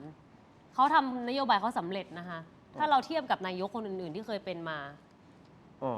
ถูกไหมคะยกเว้นประยุทธ์นะประยุทธ์สำเร็จบ้างอย่างคนละครึ่งก็ถือว่าดี โอเคผมว่าเรื่องนี้เดี๋ยวคงต้องคุยเพิ่มเติมเพราะว่าเดี๋ยวเพื่อความเป็นธรรมนะฮะเมื่อวานนี้คุณท็อปและคุณเต้เนี่ยเป็นคนอธิบายเป็นคนพูดเลยนะครับว่าคุณเท้งเป็นยังไงเป็นคนยังไงและมีความสามารถอย่างไรเดี๋ยวไปฟังกันนะคุณผู้ชมครับตอนนี้สแกน QR Code ครับไปที่ออนไลน์ของเราต่อนะครับ YouTube ในเทเลดิจิทัลนะครับ Facebook ถกไม่เถียงเดี๋ยวไปพูดคุยกันต่อนะครับและแน่นอนมองไปข้างหน้าเลยนะครับสมมติถ้าเกิดว่าไอ้บาร์โค้ดนะทนายอันพี่ตู่ครับมันกลายเป็นจุดเริ่มต้นของการที่เลือกตั้งครั้งนี้เป็นโมฆะจริง ๆ สมมตินะแล้วมันจะเกิดอะไรขึ้นหลังจากนั้นฉากกระทัดข้างหน้าจะเป็นยังไงติดตามในออนไลน์นะครับสำหรับทีวีนะครับขอบคุณทุกท่านก่อนครับ ครับ พี่ก้าวตาขอบคุณครับในทีวีนะครับเจอกันในออนไลน์นะครับถกไม่เถียงครับสวัสดีครับ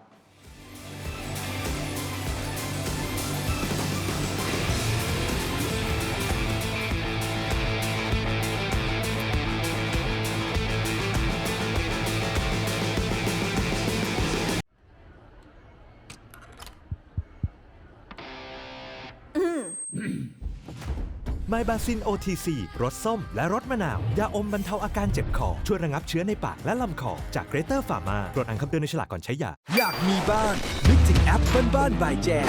มีซับให้เลือกมากกว่า 5,000 รายการ ดาวน์โหลดได้แล้ววันนี้ ทั้งระบบ iOS และ Android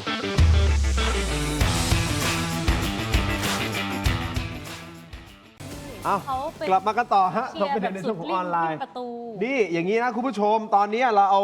Bentech Tri Screen นะฮะจอเสริมสุดล้ำเนี่ยนะครับที่ทำงานพร้อมกันถึง4 หน้าจอนะฮะนี่ฮะ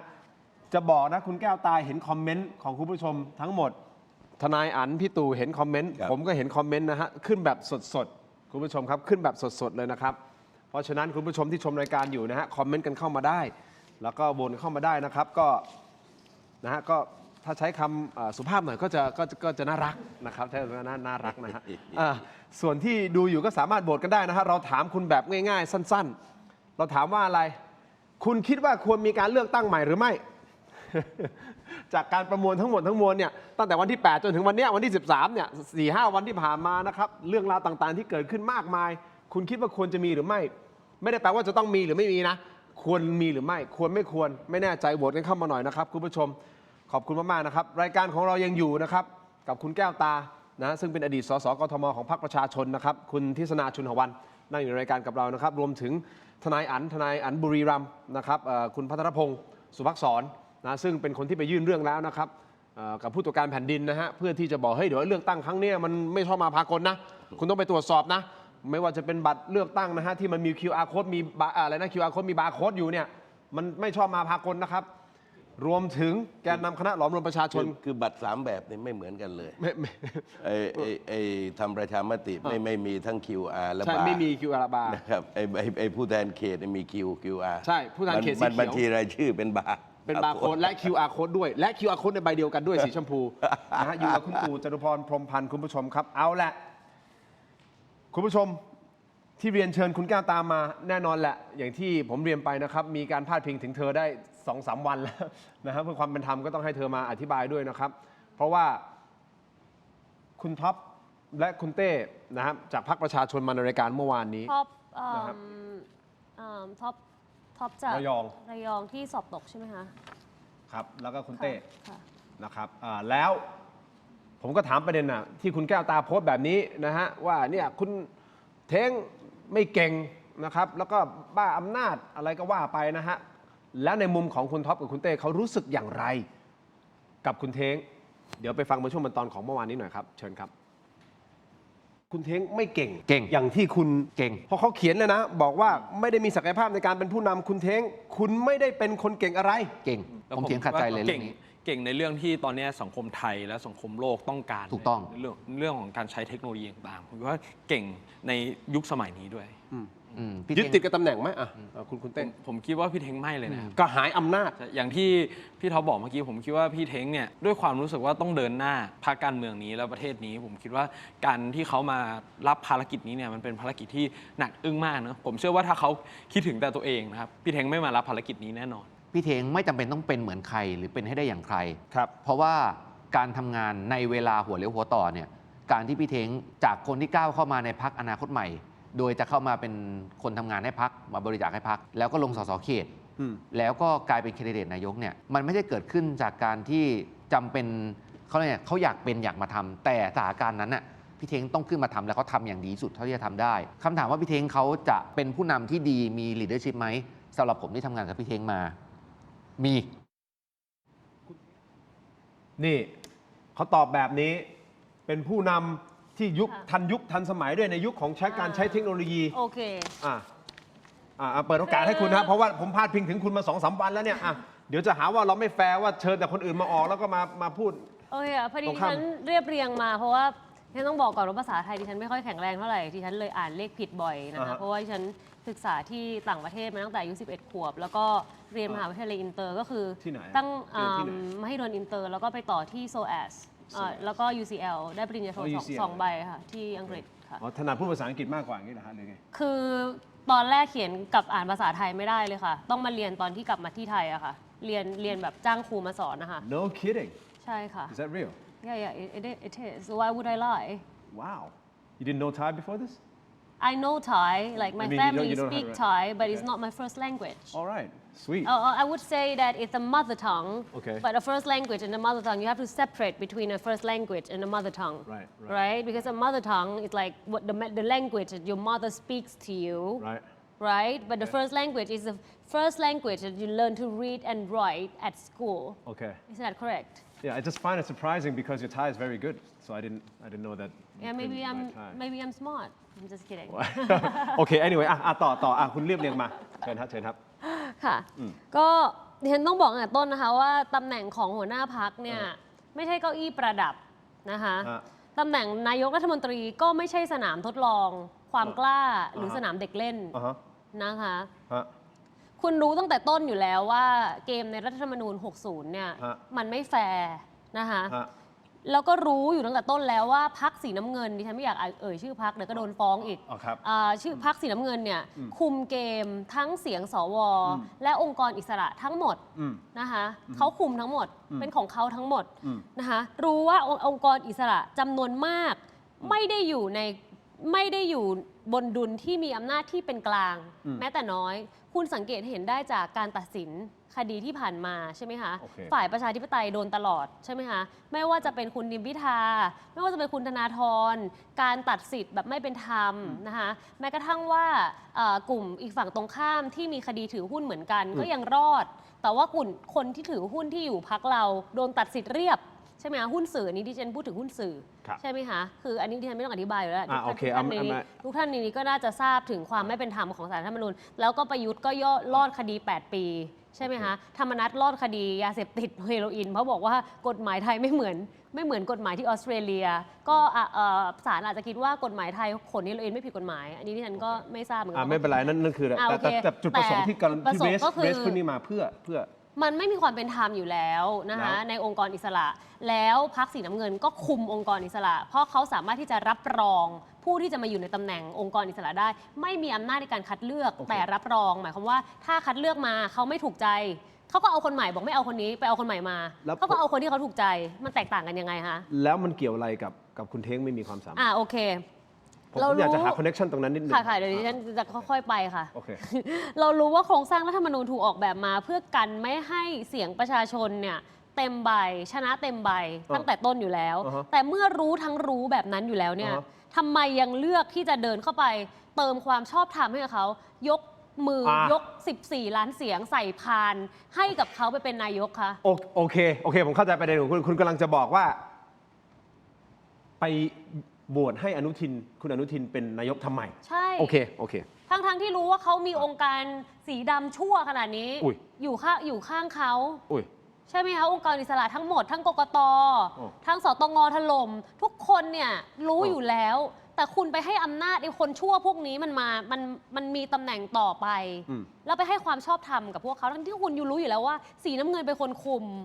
ใช่ไหมคะนี่หนึ่งประเด็นนะคะแล้วดิฉันจะเปรียบเทียบว่าคุณไปด่าพรรคเพื่อไทยโดยตลอดดิฉันไม่ได้เข้าข้างพรรคเพื่อไทยดิฉันก็ด่าพรรคเพื่อไทยมาโดยตลอดเหมือนกันแต่คุณเนี่ยไปด่าพรรคเพื่อไทยมาโดยตลอดว่าโอ้ยอะไรนะสู้ไปกลับไ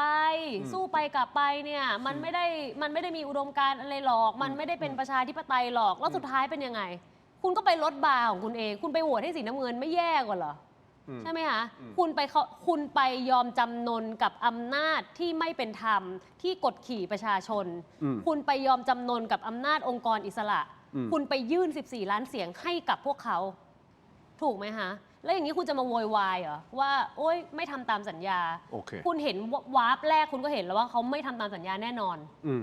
ใช่ไหมคะดิฉันก็เป็นคนหนึ่งที่ไม่เห็นด้วยกับการโหวตคุณอนุทินแต่เสียงข้างน้อยมันจะมีประโยชน์อะไรอะคะคุณในเมื่อมติพรรคมันออกมาเป็นแบบนี้ดิฉันก็ต้องโหวตตามมติพรรคถูกไหมคะแล้วคืนนั้นคุณรังสิมันต์โรมก็โทรมาหาดิฉันบอกว่ารู้ใช่ไหมว่าวันพรุ่งนี้ตอน8 โมงเช้าต้องโหวตให้คุณอนุทินชาญวีรกุลเป็นนายกดิฉันก็บอกว่าทราบค่ะว่าดิฉันต้องโหวตให้หนูท่อดิฉันพูดแบบนี้แล้วเขาก็ขำแล้วก็บอกว่าแต่มันเป็นมติพรรคนะแก้วก็ต้องทำตามเพราะว่ามันก็มีหลายคนที่เขาไม่พอใจดิฉันก็เข้าใจในเรื่องนี้เพราะดิฉันก็เคยขัดมติพรรคมาแล้วเรื่องหนึ่งแล้วก็ถูกต่อว่าเรื่องข้างที่อย่างนี้นะผมขอมาประเด็นที่เกี่ยวข้องกับคุณเท้งเพราะว่าคุณฟาดคุณเท้งถูกต้องไหมเอาผมพอจับประเด็นได้แล้วเดี๋ยวผมจะได้ไปต่อในเรื่องของบัตรเลือกตั้งด้วยอย่างนี้แล้วทำไม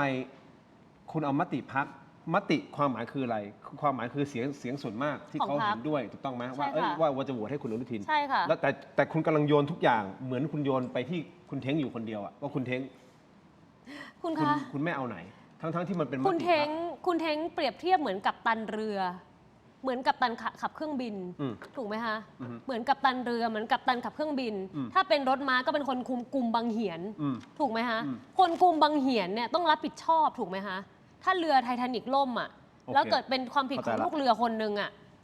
กัปตันต้องเป็นคนรับผิดชอบถูกไหมคะเพราะเขาต้องมีเกียรติมีศักดิ์ศรีคุณมีศักดิ์ศรีคุณเป็นผู้นำไม่มีความรับผิดชอบยังไงไปโทษลูกน้องได้ยังไงโอเคนั่นหมายความว่าไม่ใช่มาร้องไห้แล้วบอกว่าโอ๊ยไม่ใช่ความตัดสินใจของผมคนเดียวแต่คุณเป็นกัปตันคุณคุมบังเหียนอยู่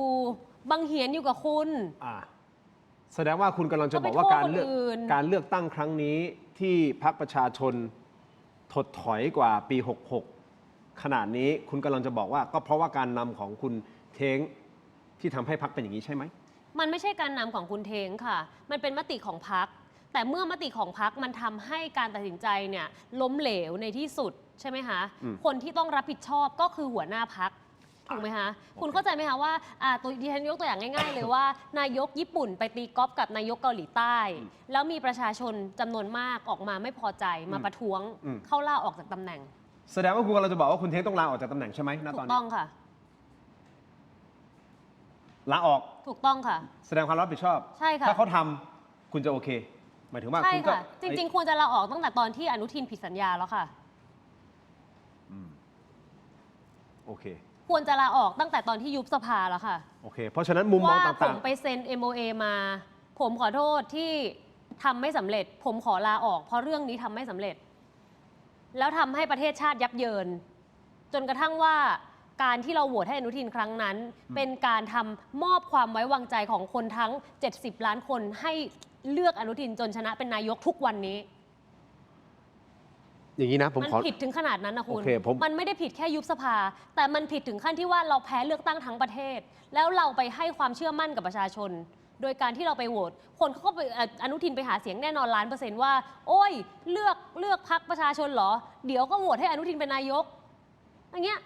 แล้วอย่างเงี้ยเขาชนะเลือกตั้งอันนี้ชัดเจนแล้ว เพราะว่าสถิติการเลือกตั้งเนี่ยมันไม่ได้ดิฉันไม่ได้มโนขึ้นมาเอง น้ำเงินทั้งประเทศ เพราะฉะนั้นพอผลเลือกตั้งออกมาตรงนี้แล้วดิฉันไม่ได้เรียกร้องให้ลาออกตั้งแต่ตอนที่คุณอนุทินเขาตบัดสัตย์นะคะ หรือว่าตอนที่เขาผิดสัญญาเรื่องรัฐธรรมนูญนะคะ แต่ดิฉันเรียกร้องเพราะคุณไปมอบความไว้วางใจให้กับพรรคน้ำเงินไปโหวตจนกระทั่งว่าเขาชนะเลือกตั้ง โอเค อย่างนี้คุณแก้วตา ผลกระทบมันยิ่งใหญ่มาก มันไม่ใช่แค่ยุบสภา ผลกระทบคือทำให้คุณแพ้เลือกตั้ง แล้วทำให้น้ำเงินชนะ ทั้งที่ก่อนหน้านี้เขาได้แค่1 ล้านคะแนน ก่อนหน้าที่พรรคส้มจะโหวตให้เขาได้แค่1 ล้านคะแนน ผมเข้าใจประเด็นละ อย่างนี้คุณแก้วตาผมขออนุญาตนะพี่ตู่ รับผิดชอบเดี๋ยวนี้ พี่ตู่เราวิเคราะห์การเมืองมาค่อนข้างเยอะเนาะก่อนที่มันจะมาถึงวันนี้นะคุณตู่นะแล้วก็นักวิชาการหลาย ๆ ท่านนะแล้วก็จะพูดเป็นทำ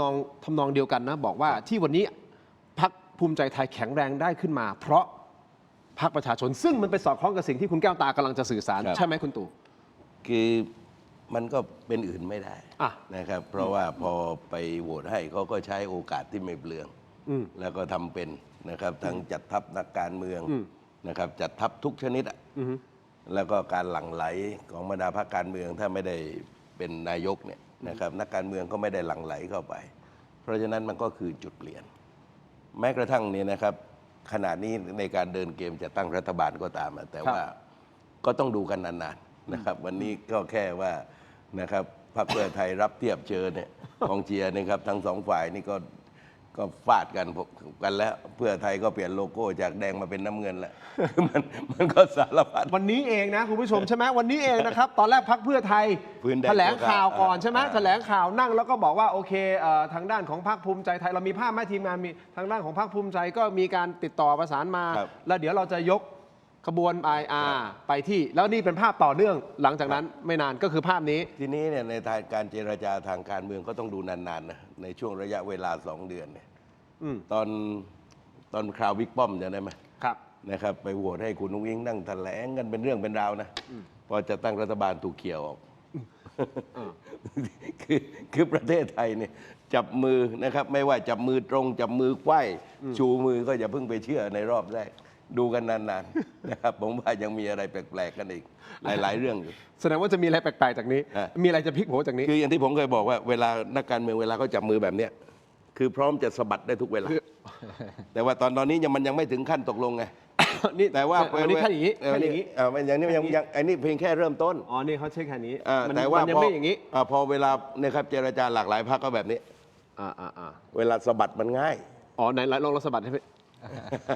เวลาถ้าสุกับนักการเมืองนี่พร้อมสะบัดตลอดเวลา อ๋อเลย ไอ้วันนี้แค่เบื้องต้นยังไม่ได้เจรจาว่ากระทรวงไหนอย่างไรนะครับ แต่เพื่อจะบอกว่าเดี๋ยวพรุ่งนี้เจรจากับพรรคที่3นะถ้ากล้าทำก็เพื่อไทยก็จะแบบนี้นะแบบนี้นะกล้าทำว่าไงเห็นไหมคือหมายความว่าคือการเมืองก็บอกว่าอย่าตั้งเงื่อนไขสูงนะแม้พวกนี้มันก็ตั้งเงื่อนไขแบบนี้นะเห็นไหมเพราะลีลาทางการเมืองผมก็ยังดูว่านี่นะครับ วันนี้ก็คือไอ้วิธีการตั้งแต่การประกาศยกเลิก MOU ปี 44 รัฐบาลชุดที่แล้วเนี่ยนะครับทำให้ประเทศไทยป่วยเนี่ยหรือแม้กระทั่งดัชนีเรื่องความโปร่งใสสารพัดมันยังไม่ง่ายหรอกนะครับ เพียงแต่ว่าไม่รู้ว่าใครจะหน้าแตกหน้าแหกกันบ้างการเมืองก็ต้องดูกันเป็นตอนๆนะแต่ว่าลงทุนถึงขนาดไปเปลี่ยนสี อันนี้หลายต เรื่ อ อน งเดิมเนี่ยเป็นสีนี้อยู่แล้วแล้วตอนหาเสียง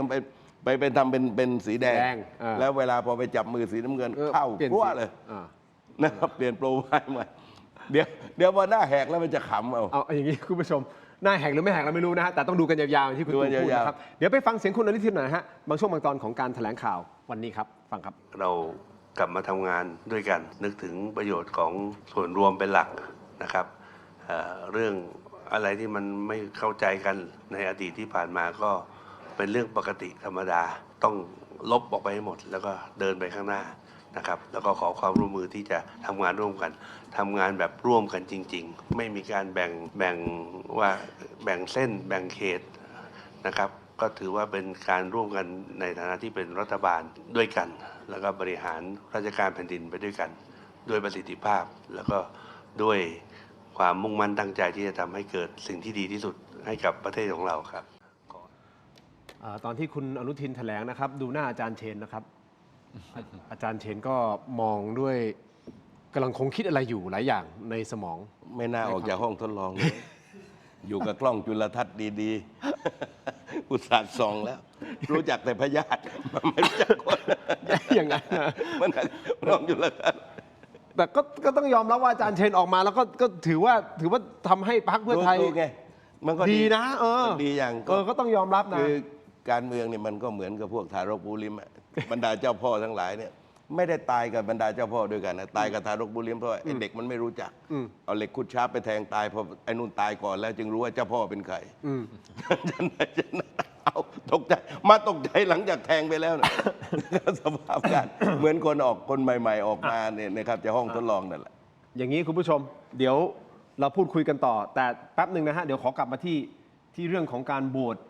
สิ่งที่คุณแก้วตากำลังพู โห ด วตนายก โหวตนายก ค่ะ ให้คุณอนุทินเป็นนายกรัฐมนตรี ค่ะ ถูกต้องไหมฮะ ใช่ค่ะ แต่เนี่ยมันมีคนก็ทักมาก็ถ้าไม่โหวตให้คุณอนุทินก็ เพื่อไทย คุณ ได้ ชัยเก ไป ษมเพื่อไทยก็ได้ไปสิครับ ใช่แล้วเราก็จะโดนหักหลังอีกแบบรอบที่แล้ว ใช่ไหมคะ คนก็จะพูดแบบนั้น แล้วพรรคก็ให้ผลแบบนั้นตอนที่เขาให้เลือกระหว่างว่าจะโหวตระหว่างพรรคเพื่อไทยกับภูมิใจไทย ซึ่งคนในพรรคก็ต้องยอมรับว่าไม่มีใครเชื่อใจพรรคเพื่อไทยแล้วเพราะว่าโดนตบัดสัตว์ไปแล้วรอบหนึ่งถูกไหมคะก็ความไว้วางใจเนี่ยก็ถือว่าไม่มี มันก็เลยกลายเป็นว่ามติพรรคเนี่ยก็เลยกลายเป็นว่าไปโหวตคุณอนุทินทางที่มันก็เหมือนหนีเสือปะจระเข้อะค่ะแล้วแต่ว่าทีเนี้ยแต่ดิฉันมาคิดอีกแบบหนึ่งอะค่ะว่าถ้าเรางดออกเสียงโดยที่เราไม่โหวตทางเพื่อไทยแล้วก็ไม่โหวตทางภูมิใจไทยเราเพื่อไทยได้เสียงส่วนมากไป เพราะเขาเป็นเสียงส่วนมากในฝั่งที่จะเป็นฝั่งร่วมรัฐบาลอยู่แล้ว คือตามหลักการประชาธิปไตยเนี่ยคนที่มีสมาชิกพรรคมากที่สุดจะต้องเป็นแกนนำจัดตั้งรัฐบาลอยู่แล้วใช่ไหมคะนี่คือหลักการประชาธิปไตยทั่วโลกถ้าไม่งั้นรัฐบาลจะไม่มีความเสถียรก็คือจะเป็นรัฐบาลเสียงข้างน้อยซึ่งไม่มีมาก่อนในโลกนี้ใช่ไหมคะแล้วก็จะถูกอภิปรายแล้วก็ไม่ไว้วางใจแล้วก็ยุบสภาในที่สุดใช่ไหมคะเพราะฉะนั้นเนี่ยพรรคเพื่อไทยเขามีความชอบธรรมในหลักการประชาธิปไตยในการที่จะเป็นแกนนำจัดตั้งรัฐบาลในตอนนั้นแต่ว่าเราไปโหวตให้พรรคอนุทินเพื่อที่เราต้องการที่จะบังคับให้คุณอนุทินเนี่ยแก้ไขรัฐธรรมนูญตามเงื่อนไขของเราใช่ไหมคะแล้วถ้าเกิดเขาไม่ทำตามเราก็จะขู่ว่าซึ่งเราก็ทำไปแล้วนะในวันยุบสภาก็คือขู่ล่ารายชื่อว่าจะไปอภิปรายไม่ไว้วางใจแล้วคุณอนุทินจะหลุดคุณอนุทินก็เลยยุบสภาเลยใช่ไหมคะเพราะเป้าหมายของพรรคประชาชนตอนนั้นคือการแก้ไขรัฐธรรมนูญแต่ทีนี้ในความคิดของดิฉันเนี่ยฉันคิดว่าการที่เรางดออกเสียงจะเป็นผลเสียน้อยที่สุดกับพรรคเราเพราะอะไรถึงพรรคเพื่อไทยมันจะทำระยำตำบอลยังไงก็ตามดิฉันไม่ได้บอกว่าเขาทำแต่ดิฉันนี่อุปมาว่าถึงแม้ว่าต่อให้เราโหวตเรางดออกเสียงไปแล้วเขาได้เป็นนายกแล้วเขาไปทำระยำตำบอลเกิดเหตุการณ์หาดใหญ่แล้วบริหารล้มเหลวแล้วนู่นนี่นั่นแบบมันแย่ยังไงมันไม่ใช่ความผิดเราไม่ได้โหวตให้เขาถูกไหมคะเรางดออกเสียงถูกไหมคะแต่พอเราไปโหวตให้ภูมิใจไทยแล้วเขาไปทำระยำตำบอลจนกระทั่งว่ามันบริหารจัดการน้ำท่วมเสียหายเยอะขนาดนี้ใช่ไหมคะไม่รวมเหตุการณ์ที่เกิดขึ้นทั้งหมดระหว่างที่ภูมิใจไทยได้ดำรงตำแหน่งอยู่แล้วก็โดนโจมตีโดยประชาชนรวมถึงเหตุการณ์ที่ไม่พูดถึงไม่ได้ก็คือเหตุการณ์ที่สนับสนุนสงครามในชายแดนทำให้พลเรือนและทหารชั้นผู้น้อยเสียชีวิตเป็นจำนวนมากไปดราม่าไปร้องไห้ตามโรงพยาบาลเพื่อที่จะเรียกคะแนนความสงสารจากประชาชนให้มาโหวตตัวเองแต่ตัวเองก็ยังสนับสนุนให้ส่งทหารคนยากคนจนที่เป็นทหารชั้นผู้น้อยไปตายในสนามรบต่อแล้วยังมาให้ความชอบธรรมว่าทหารเหล่านั้นอยากไปเองเอ้าก็เขาเป็นคนจนคุณให้เงินเขาก็อยากได้เงินสิถูกไหมคะเขามีโอกาสอะไรมันเป็นภาวะทางเศรษฐกิจที่บังคับแล้วก็เป็นการคือมันคล้ายๆกับที่อเมริกาค่ะที่คนที่ไปเป็นทหารตอนแรกเขาคิดว่าจะสนุกสนานเนี่ยเหมือนเกม Counter Strike แต่พอไปถึงเห็นเรื่องจริงแล้วเป็น PTSD เป็น PTSD ก็คือเป็นโรคที่เขาเรียกว่าอะไรอ่ะ นอนไม่ ภาวะ หลับ เครียดภาวะเครียดหลัง เป็นภาวะเครียดหลังจากที่เจอเหตุการณ์ที่มัน รุนแรง แรงมาก ครับ ๆ คนคอขาด คนหัวขาด เพื่อนตาย แล้วก็มีทหารไทยออกมาอัดคลิปบอกว่ามันไม่ได้สวยงามอย่างที่คิดในระหว่างที่ยังได้ยินเสียงระเบิดอยู่ข้างหลังเพื่อนผมเพิ่งตายไปเมื่อวานอะไร คืออะไรแบบนี้มันเป็นเรื่องที่น่าเศร้า แล้วมันเป็นเรื่องที่ควรเกิดเมื่อประมาณ 70 ปีที่แล้วสมัยสงครามโลก มันไม่ควรจะมาเกิดสมัยนี้ เพราะฉะนั้นคุณแก้วตากำลังจะบอกว่าถ้าเลือกได้นะตอนนั้นคือไม่โหวตใครดีกว่า ใช่เพราะว่า แล้วให้เพื่อไทย ถูกต้อง โอเค ค่ะ เข้าใจละ ถูกต้องค่ะ ได้ครับ เพราะว่าในเมื่อเราโหวตให้ภูมิใจไทยไปแล้วปุ๊บเนี่ย อืม คนมันก็จะมองได้ว่าอ้าวที่อนุทินไปสนับสนุนสงครามทำให้ทหารชั้นผู้น้อยแล้วก็พลเรือนตายเป็น ก็ จำนวนมาก เพราะว่าพรรคประชาชนเป็นคน ถูกต้อง โอเคเข้าใจละเข้าใจประเด็นละครับ อย่างนี้ ค่ะ คุณผู้ชมครับอันนี้คือคุณเท้งพูดถึงกรณีของคุณแก้วตาใช่ไหมอ่านนะสั้นๆนิดเดียวนะครับเขาบอกว่าที่ผมและทางพรรคไม่เคยออกมาตอบโต้เลยทั้งที่ก่อนหน้านี้เขาเคยออกมาวิพากษ์วิจารณ์พรรคละหลายครั้ง รวมถึงครั้งนี้ด้วย เราไม่ต้องการทำร้ายคนที่เคยเป็นเพื่อนร่วมเดินทางกันมาพรรคมีเหตุผลมีสาเหตุ ผมมีสาเหตุที่ไม่ส่งเขาต่อนอกเหนือจากเรื่องของการทำหน้าที่ในสภาในอดีต ที่สาธารณชนอาจจะรับทราบกันดี เรื่องการอภิปรายหลาย ๆ ครั้งที่อาจจะไม่ค่อยเหมาะสม แต่มีเหตุผลที่หนักมากกว่านั้น ที่เราไม่ควรพูด ถ้าเราพูดจะเป็นการทำร้ายเขา เอาเป็นว่าผมไม่อยากทำร้ายเขา คุณณัฐพงษ์เรืองปัญญาวุฒิพูดเอาไว้แบบนี้ เกี่ยวกับกรณีของคุณแก้วตา ค่ะ ครับ มันมีอะไรรุนแรงขนาดนั้นเลยใช่ไหมครับ แต่ผมก็ไม่รู้นะว่ามันคืออะไร ค่ะ ก็ โอ โอ เค เคค่ะ มันก็มีเรื่องทางสุขภาพจิตอะนะคะที่เป็นไม่สามารถที่จะเปิดเผยได้ในสาธารณะ เพราะว่าก็เป็นจรรยาบรรณทางการแพทย์ โอเค ซึ่งก็โอเคว่าอาจจะไม่อยากมาเปิดเผยก็เป็นสิ่งที่ถูก แต่เรื่องนี้เนี่ยมันเป็นเรื่องทางการเมืองที่ดิฉันคิดว่าประชาชนเนี่ยสามารถที่จะพูดแล้วก็สามารถที่จะมีบทสนทนาได้ ที่ไม่ได้เกี่ยวข้องกับเรื่องส่วนตัว เรื่องสุขภาพหรืออะไรก็อันนี้ก็เป็น โอเคหมายถึงเรื่องสุขภาพส่วนตัวของคุณเป็นเรื่องส่วนตัวของคุณ ให้ละเว้นเป็นส่วนที่เข้าใจ ได้โอเค แต่ก็ ได้ ไม่เข้าใจเหมือนกันว่าคุณเท้งจะพูดทำไม เพราะว่าการพูดออกมาเนี่ยก็ถือว่าเป็นการทำร้ายดิฉันเรียบร้อยแล้ว ถูกไหมคะ โอเคแต่ ถึงเขาจะบอกว่าไม่อยากทำร้าย แต่คุณก็ทำร้ายเขาอยู่หรือเปล่าในการพูดเกี่ยวกับไม่ดีเกี่ยวกับเขาหลาย ๆ เรื่อง คุณคะ คน 60 ล้านคนในประเทศนี้คนด่าคุณเท้งกี่คนนะดิฉันคนเดียวเหรอคะ อ๋อ ถูกไหมคะดิฉันเป็นประชาชนนะนี่ โอเค ดิฉันไม่ใช่สส แต่คุณเทงเขาก็ไม่ได้พูดอะไรที่เสียหายเกี่ยวกับตัวคุณนะแค่บอกโอเคเขาก็ไม่อยากทำร้ายคุณ อันนี้ถือว่าทำร้ายแล้ว ก็ไม่ได้อยากทำร้าย แต่บอกว่าเป็นมีเรื่องที่หนักหนามาก แต่เขาไม่ได้พูดถึงอะไรนะ ก็ ผมไม่รู้นะ ผมรู้จักคุณเมื่อกี้นี่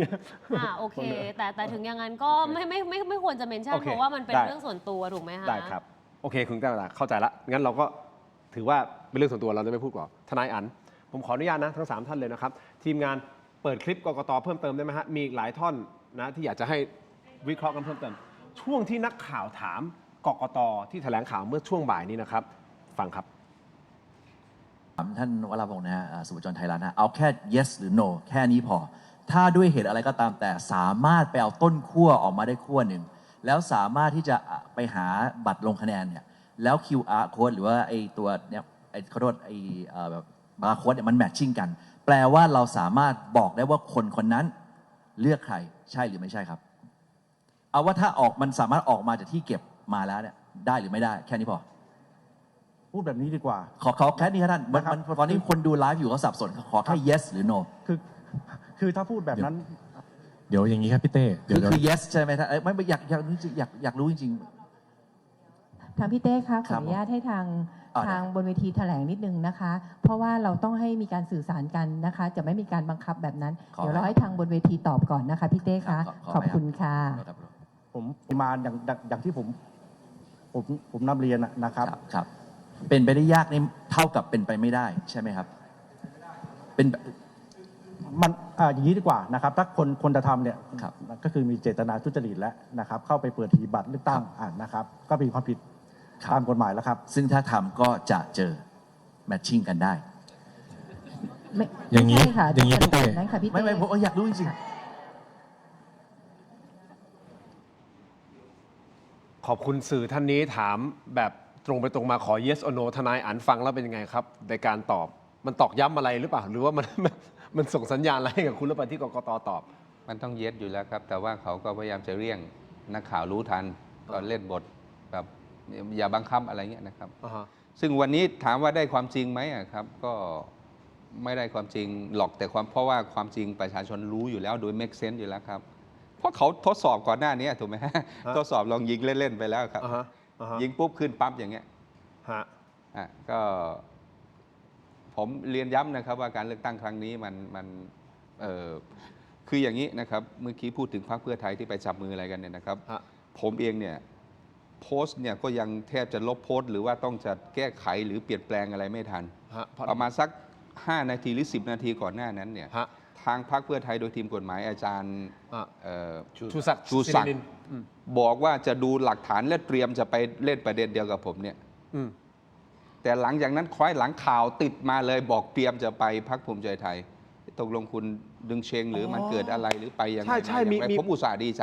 ใช่มีโพสต์หนึ่งที่บอกมาจากพรรคเพื่อไทยใช่ไหมที่บอกเขาเตรียมที่จะไปเดินเรื่องอะไรนะผ่านผู้ตรวจการเนี่ยเหมือนกันช่องทางเดียวใช่ครับแล้วปรากฏว่าไปโผล่ก็จะงงเลยครับว่าสุกลงอาจารย์ชูศักดิ์จะไปยังไงทางนี้จะไปยังไงเพราะมันสวนทางกันถูกไหมครับเพราะถ้าไปยื่นปุ๊บนั่นหมายถึงคุณเลือกช่องทางที่จะล้มกระดานในการเลือกตั้งครั้งนี้แต่ถ้าไปช่องทางในการจับมือเดินหน้าต่อจัดตั้งรัฐบาลมันใช้เวลาเหลี่ยมกันไม่เกิน5 นาที10 นาทีอย่างเงี้ยเราก็งงหรือว่าแยกกันทำหรือยังไงผมก็อยากให้พรรคเพื่อไทยชัดเจนแล้วนะครับว่าตกลงยังไงว่ายังจะเดินหน้าเรื่องนี้หรือเปล่าใช่นะฮะว่ายังจะเดินหน้าเรื่องของการตรวจสอบซ้ายหรือขวาเลือก2 ทางได้ไหมล่ะ เนี่ยทางหนึ่งคุณก็ไปเนี่ยไปร่วมบอกว่าจับมือกันแล้วเดี๋ยวคุยกันว่าจะตั้งร่วมรัฐบาลยังไงความจริงเนี่ยครับทุกพรรคพันธกิจของพรรคการเมืองคือการเสริมสร้างประชาธิปไตยมันเกิดขึ้นและทำนะครับพิสูจน์ความจริงว่าการเลือกตั้งครั้งนี้สุจริตเที่ยงธรรมตามรัฐธรรมนูญหรือไม่อย่างไรควรจะวางทุกสิ่งทุกอย่างไว้ก่อนแล้วเดินหน้าทำเรื่องนี้ก่อนโอเคถ้าพิสูจน์ได้แล้วโดยกระบวนการหน่วยงานหรือศาลแล้วเนี่ยว่าการเลือกตั้งครั้งนี้สุจริตเที่ยงธรรมตามรัฐธรรมนูญค่อยมาจับมือกันไม่ได้หรือเอาให้เคลียร์ไปก่อนว่าไอ้ตรงนี้ไม่มีปัญหานะที่เราเคลือบแคลงสงสัยเคลียร์ทุกประเด็นจบแล้วคุณก็ค่อยมาจับตั้งรัฐบาลใช่ครับแต่ในความเป็นจริงแล้ว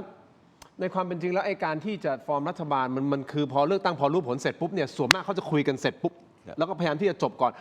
ก่อนที่จะมีการรับรองผลการเลือกตั้งอีกซะด้วยซ้ำนะทนายอั๋นอันนี้เป็นธรรมเนียมปฏิบัติหรือเปล่าผมไม่แน่ใจพี่ตู่ก็คือการแต่ทนายอั๋นมีเหตุผลนะที่บอกเฮ้ยเดี๋ยวก่อนนะมันยังไม่เคลียร์เลยอ่ะคือเดิมเนี่ยนะครับตัวนายกรัฐมนตรีก็บอกว่ารอผลการเลือกตั้งแต่ว่าผมก็ดูว่ามันนะครับก็เป็นเกมการเมืองที่เจรจาพรรคลำดับถัดไปนะครับข้ามพรรคประชาชนไปแล้วก็ไปที่พรรคเพื่อไทยต่อไปก็กล้าทำแล้วก็ไปประชาธิปัตย์ทีนี้เนี่ยนะครับอย่างที่ผมอธิบายเมื่อตอนต้นเนี่ยว่าการเมืองเนี่ยเวลาพรรคหลักเนี่ยที่เขาจะต้องเจรจาเพื่อจะลดเงื่อนไขนะครับในการที่พรรคร่วมแต่ละพรรคเนี่ยนะครับจะสร้างเงื่อนไขในการเจรจากระทรวงนะครับทีนี้ตอนที่มีการเลือกตั้งเสร็จใครก็มองว่าอย่างไรภูมิใจไทยกับพรรคกล้าทำเนี่ยนะครับต้องหนีบกันอยู่แล้วฉีกกันไม่ออกแน่แต่ว่าการเมืองเนี่ยนะครับพอที่เขาเลือกท่วงทำนองเนี่ยศิลปะทางการเมืองก็คือเจรจากับพรรคเพื่อไทยก่อนแล้วก็พรุ่งนี้พอสมมติว่าวันถัดไปเจรจากับพรรคกล้าทำก็จะบอกเงื่อนไขซึ่งแน่นอนที่สุดพรรคเพื่อไทยเนี่ยผมเชื่อว่ารอบนี้นะครับผมทายเอาดูเงื่อนไขก็ไม่น่าจะหนักหนานะครับหรือว่าจะหนักอะไรก็แล้วแต่ผมก็พอจะทายได้และเงื่อนไขนี้ก็จะไปอธิบายพรรคกล้าทำว่าเขาอย่างนี้นะครับก็คือหมายความว่าอย่าให้เลือกเลยเราก็เป็นมากันมาเนี่ยคือถ้าไปทางนี้นะครับไปทางนี้ก็เอามาได้ก็หยวนกันไปก็เป็นศิลปะเพื่อพูดง่ายๆว่าหนักนิดเบาหน่อยลดอย่าอะไรกันพอสมควรคือผมดูลีลาอย่างนั้นนะแต่ว่าผมเนี่ยนะครับยังไม่เชื่อสนิทใจนะวันนี้กันเสียด้วยซ้ำว่าสองพรรคนี้ท้ายสุดจะจับมืออะไรกันได้นะเพราะว่าแค่นี้นะครับแค่ตอบเรื่องสงครามไทยกัมพูชาในครม.ว่าไงนะครับเพราะรัฐบาลชุดที่แล้วเนี่ยไม่ต้องดูเรื่องการหาเสียงเลือกตั้งนะแม้กระทั่งเรื่อง MOU นะครับหรือว่าเรื่องใดก็ตามคือผมก็ยังมองว่าการเมืองมันจะกลายเป็นเรื่องตลกขบขันกันพอสมควรนะดูเวทีก็เห็นชัดเจนหวดกันหนักดูไม่จืดเลยหัวสวเขากระโดงอีกนะครับสารพัดนะครับบนเวทีไม่เว้นแม้กระทั่งแต่ละวันพอเลือกตั้งเสร็จเหมือนไม่มีอะไรเกิดขึ้นคือไอ้สภาพการแบบนี้ประชาชนเนี่ยครั้งที่แล้วก็เหมือนกันนะ ครั้งที่แล้วนี่ยอมตบัดสัตว์ข้ามขั้วนี่ก็หนัก พอครั้งนี้ดูเหมือนนะแล้วคนไปเลือกพวกความจำเสื่อมเมื่อเนี่ยเห็นไหมเพราะฉะนั้นผมว่าเนี่ยมันจะทำให้ประชาธิปไตยมันถดถอยอ่ะคือมันพอมันมาก แต่ผมก็ยังดูว่าวันนี้แค่เริ่มต้นลีลาทางการเมืองแต่นั้นนะมันยังเชื่ออะไรก็ไม่ได้ก็ขนาดลุงป้อมเนี่ยนะครับไปโหวตให้ด้วยซ้ำท้ายถูกเขี่ยออกหลังจากโหวตเสร็จ คือการเมืองเนี่ยนะครับตราบใดที่ยังไม่ตั้งเรียบร้อยก็อย่าเพิ่งไปเชื่ออะไรโอเคอ่ะไปต่ออีกอันนึงได้ไหมฮะไปดูที่เจ้าหน้าที่กกต.สาธิตวิธีการจัดเก็บบัตรลงคะแนนด้วยวิธีการที่แน่นหนาเรามีใช่ไหมฮะเปิดฮะ ไม่มีใครสามารถเปิดได้ ผมย้ำท่านนะ เพราะต้องไปเมื่อเขาจัดการบรรจุเรียบร้อยครับ ถุงบัตรดีถุงบัตรเสียถุงบัตรไม่เลือกผู้ใด เอาทุกอย่างใส่ลงไปในถุงใหญ่ครับ เห็นไหมครับ เสร็จแล้วใช้เคเบิลไทยครับคล้องครับ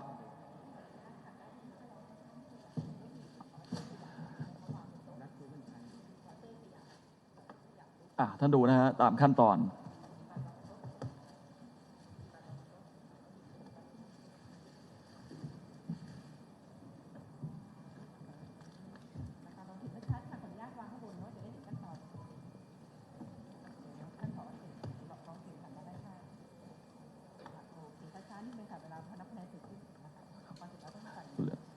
คราวนี้ท่านดูนะเห็นไหมครับ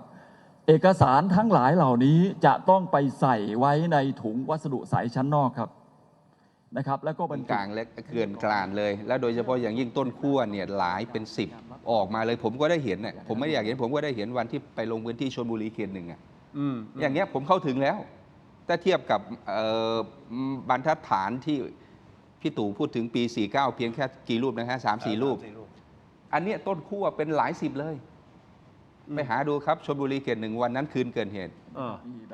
เนี่ยแต่เขาบอกนี่แน่นหนามากคุณผู้ชมดูนะฮะนี่เราไม่ได้ตัดเลยนะนี่คุณแก้วตาดูเราไม่ได้ตัดเลยนะเราปล่อยยาวเลยนะครับให้เขาสาธิตนี่เขาสาธิตวิธีการเก็บแบบแน่นหนาเขาบอกงี้นะ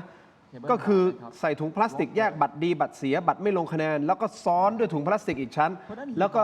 ใส่ใบคะแนนไปแล้วก็รัดด้วยสายเคเบิลไทยแบบนี้เนี่ยแบบนี้เนี่ยรัดสายเคเบิลไทยปุ๊บจากนั้นก็นำถุงบัตรคะแนนเนี่ยนะครับใส่ในหีบบัตรโป๊ะแล้วมีซีลเทปอีกนะฮะอีกชั้นหนึ่งแล้วก็ล็อกด้วยเคเบิลไทยอีกชั้นหนึ่งเขาบอกแบบนี้แน่นหนาครับนี่นะครับแล้วก็จะมี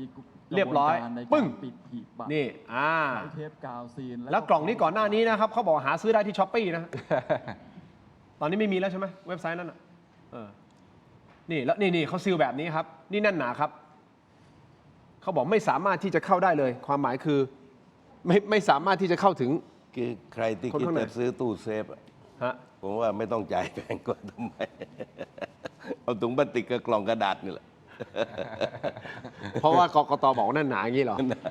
อันนี้ผมไม่ได้เป็นคนพูดนะกกต.เป็นคนพูดนะบอกว่านี่คือเซฟตี้สุดๆความผมเข้าใจความหมายของเขาไม่ใช่แปลว่ามันทนน้ำทนไฟไม่ใช่แต่กำลังจะบอกว่าแบบเนี้ยมันปลอดภัยมันไม่มีทางที่อยู่ดีๆคนจะมาแบบฉีกแล้วก็แบบเอาออกมาโดยที่มันไม่มีใครรู้อันเนี้ยต่อไปให้ท่านเข้าใจเนาะซีลอีกชั้นหนึ่งเดียวคือบรรทัดนั่นหมายความว่าอันนี้คือปลอดภัยต้องครั้งนี้เราหมายถึงว่าปลอดภัยว่าชัวร์ว่าไม่มีแบบสามารถที่จะหยิบออกมาแล้วมาแปลงผลอะไรแล้วก็โดยที่คนอื่นไม่รู้บางคนเขาบอกว่าวิธีง่ายคือกรีดข้างล่างกรีดข้างล่างเอาคัตเตอร์กรีดข้างล่างอันนี้คือถ้าทำมาตรฐานควรจะเป็นแบบนี้ไม่เถียงหรอกครับแต่ว่าไอ้ที่ไม่มาตรฐานหรือจงใจหรือปล่อยทิ้งหรือลืมสับเปลี่ยนกล่องไม่ทันนะครับหรือว่ากล่องไอ้ที่เตรียมไว้ที่บ้านหลังใหญ่ๆของแต่ละจังหวัดเนี่ยไม่ใช่บ้านใหญ่นะบ้านหลังใหญ่ๆในแต่ละจังหวัดล่ะนั่นคือประเด็นอันนี้ใครทำก็ได้นะครับก็แม่นะครับนักข่าวก็ผมเสียเวลาดูจนจบไหมครับเนี่ยคงจบนะคือเดิมเนี่ยของเราประเทศเราใช้เป็นหีบเหล็กนะแล้วก็มีกระจกให้เห็นจากหีบเหล็กก็มาเป็นพลาสติกนะครับแล้วก็มาเป็นกระดาษต่อไปก็คงเป็นถุงพลาสติกทีนี้หมายความเขาบอกว่าแน่นหนาคุณผู้ชมครับแต่ก่อนหน้านี้มีสุภาพสตรีเสื้อสีแดงที่เดินเข้าไปฝ่ารั้วเข้าไปนะครับแล้วก็ไปเปิดมีไหมเรามีภาพนั้นไหมฮะดูนะครับว่านี่คือแน่นหนาของเขาว่าไม่สามารถที่จะเปิดได้แต่อันนั้นเข้าใจว่ายังไม่ได้ซีลเข้าใจว่านั้นยังไม่ได้ซีลนะครับแต่ได้ให้ความเป็นธรรมกับกกตบอกว่าแบบนี้ คือ นะครับคือแน่นหนา พอคนเขาไม่สบายใจเรียงตามลำดับเนี่ย เออ คือแม้บางเรื่องเนี่ยนะครับมันอาจจะเป็นจริงอย่างที่ว่าเนี่ยแต่พอมันไม่สบายใจกันเสียแล้วอะ ลองขออนุญาตนะครับ นี่คือที่ชลบุรีเขต 1อ่ะ โอเค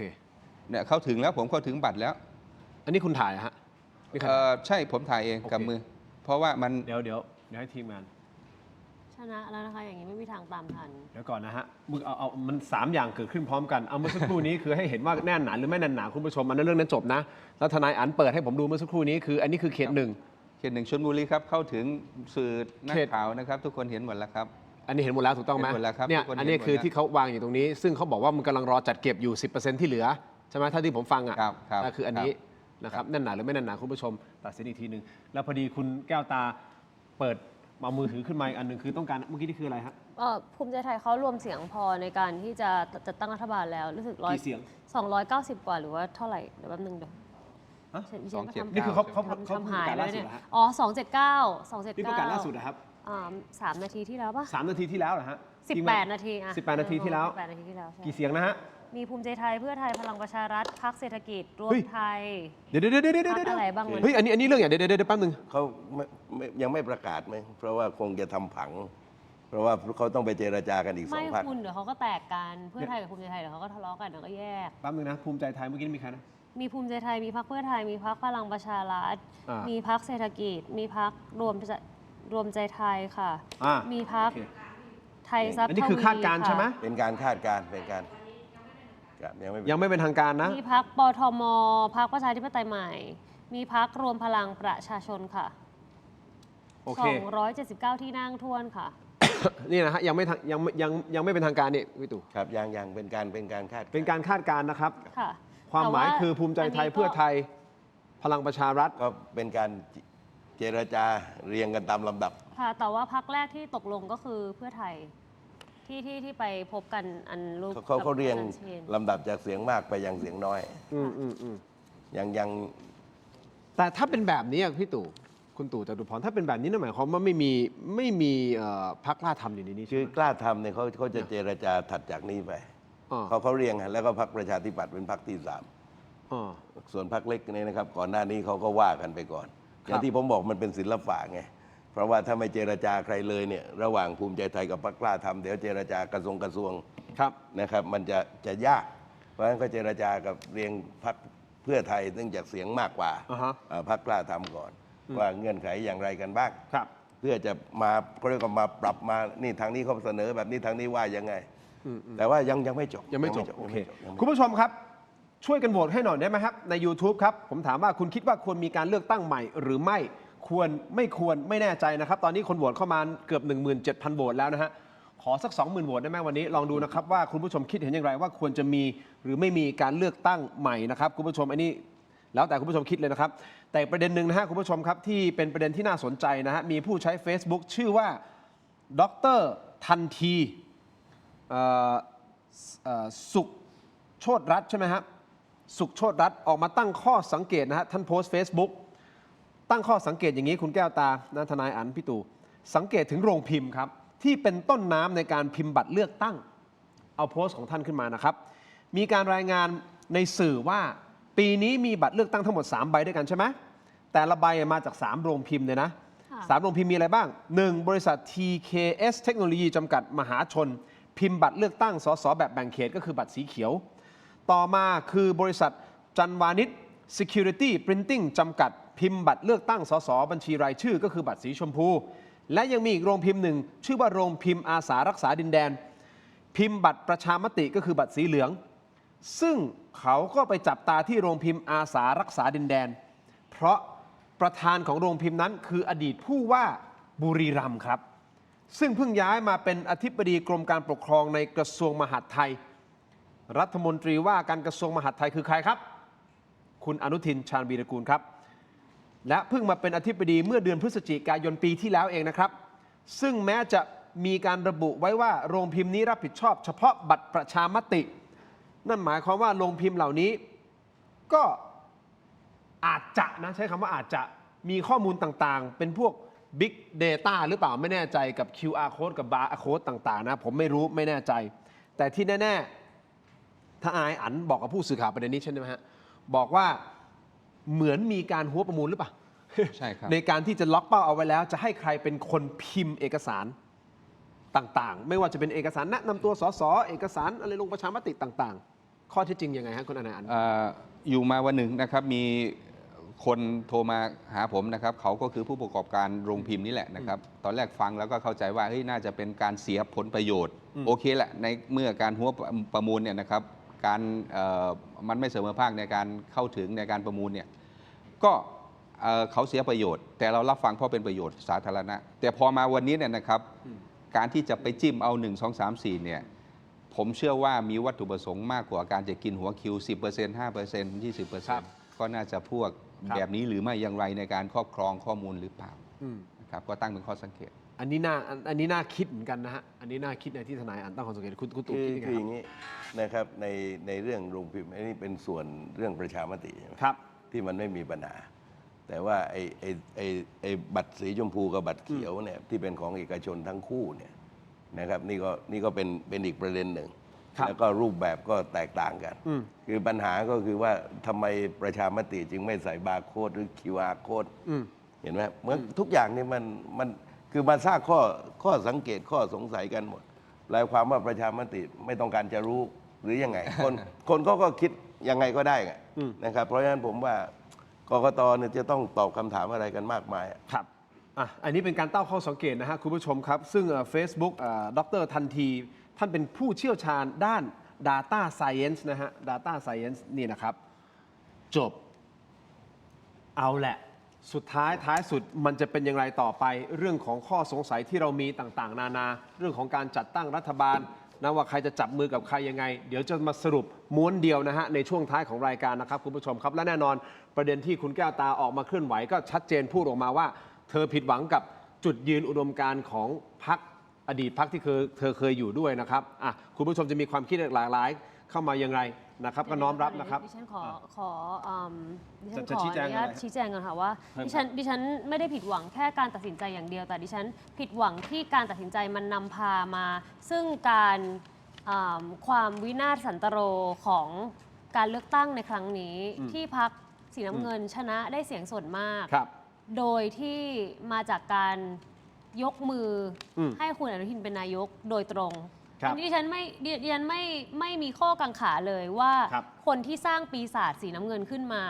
คือพรรคก้าวไกลหรือพรรคประชาชนคุณเป็นคนสร้างเขาขึ้นมากับมือถูกไหมคะเพราะว่าตอนแรกเขาได้แค่1 ล้านเสียง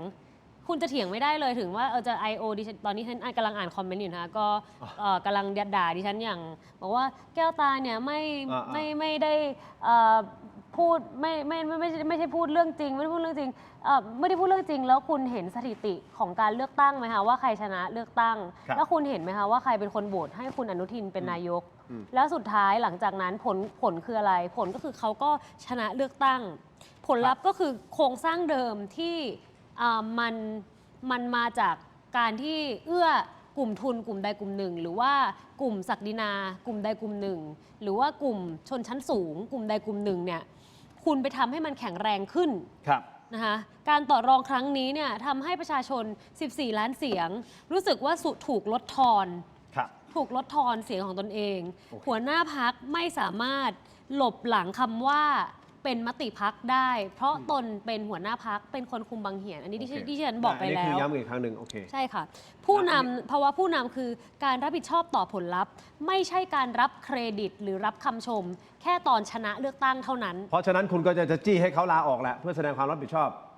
คือคุณจะมาเอาตัวนี้ไฟนอลสุดท้ายสุดคุณจะมาบอกว่าโอ้ยขอบคุณมากที่เลือกพวกผมชนะแล้วก็ยอมรับต่อชัยชนะ แต่พอมีเหตุผิดพลาดขึ้นมาขอโทษ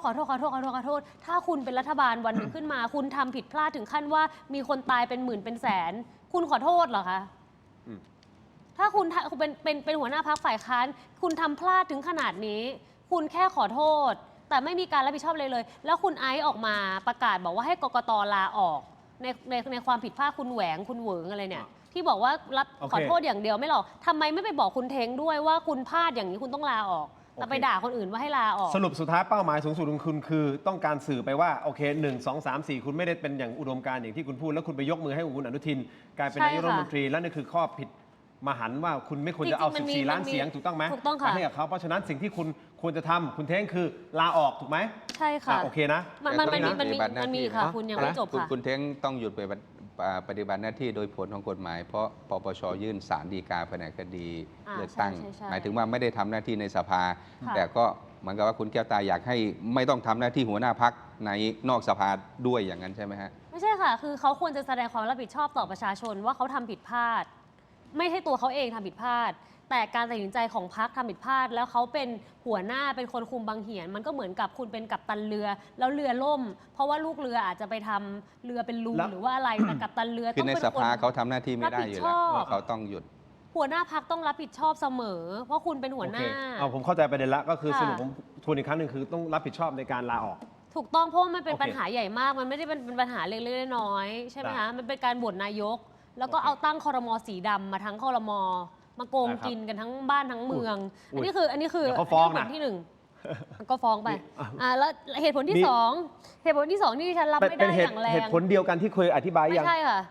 มีอีก งั้น มีอีก3เหตุผล โอเค มีเหตุ งั้น ผล ขอกระชับ หนึ่ง กระชับได้ไหมฮะ โอเคค่ะกระชับเลยค่ะ เชิญครับ อีกเหตุผลหนึ่งที่ดิฉันรับไม่ได้อย่างรุนแรงคือเหตุผล Grand Compromise ของพรรค Grand Compromise ที่ฉันบอกกับคุณตั้งแต่ตอนที่ฉันเริ่มต้นที่จะมาสัมภาษณ์แล้วว่าที่ฉันรักพรรคประชาชนมาก โอเค ดิฉันจึงไม่เลือกที่จะเข้าพรรคไหนเลย ทั้งที่มีญาติสนิทมิตรสหาย เป็นตำแหน่งผู้บริหาร โอเคแล้วแกนคอนบอมไมส์คืออะไร มันไม่ถูกใจ Grand Compromise เนี่ยก็คือการที่คุณเนี่ยอยากจะได้เสียงข้างมาก อยากจะได้เสียงจากฝั่งอนุรักษ์นิยม เพราะเขาพูดในที่ประชุมสสเลยว่าครั้งนี้เราจำเป็นต้องได้ 250 ที่นั่ง โอเค เพราะฉะนั้นเราต้องได้เสียงอนุรักษ์นิยมด้วย แล้วการแกนคอมเพลมเนี่ยก็คือการลดประเด็นล่อแหลมลงไป หรือว่าไม่ทำนโยบายที่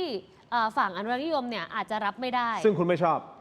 ไม่ควรจะเป็น ไม่ อย่าง ใช่ นั้น ว่าที่ฉันไม่ชอบ แต่ดิฉันคิดว่าคุณจะตั้งพรรคแบบนี้ขึ้นมาทำไมตั้งแต่ต้นถ้าคุณจะเป็นแบบนี้คุณก็ไปรวมกับพรรคเพื่อไทยสิ โอเค อันนี้คือข้อที่ 2 ใช่ไหมฮะ เพราะว่านโยบายคุณตอนนี้มันไม่ได้ต่างอะไรกับพรรคเพื่อไทยเลย นี่คือข้อ ตัว ที่ อย่าง 2 เช่น นโยบายเรื่องแก้112ใช่ไหมคะเรื่องแก้112เนี่ยดิฉันยอมรับว่าโอเคเราโดนยุบพรรครอบที่แล้วเขาก็อาจจะคิดว่าก็มันจะไม่รู้แต่คุณไม่จำเป็นที่จะต้องด้อยค่านโยบาย112เหมือนกับว่ามันเป็นเรื่องที่สกปรก เหมือนกับว่ามันเป็นเรื่องที่ไม่ควรจะพูดถึง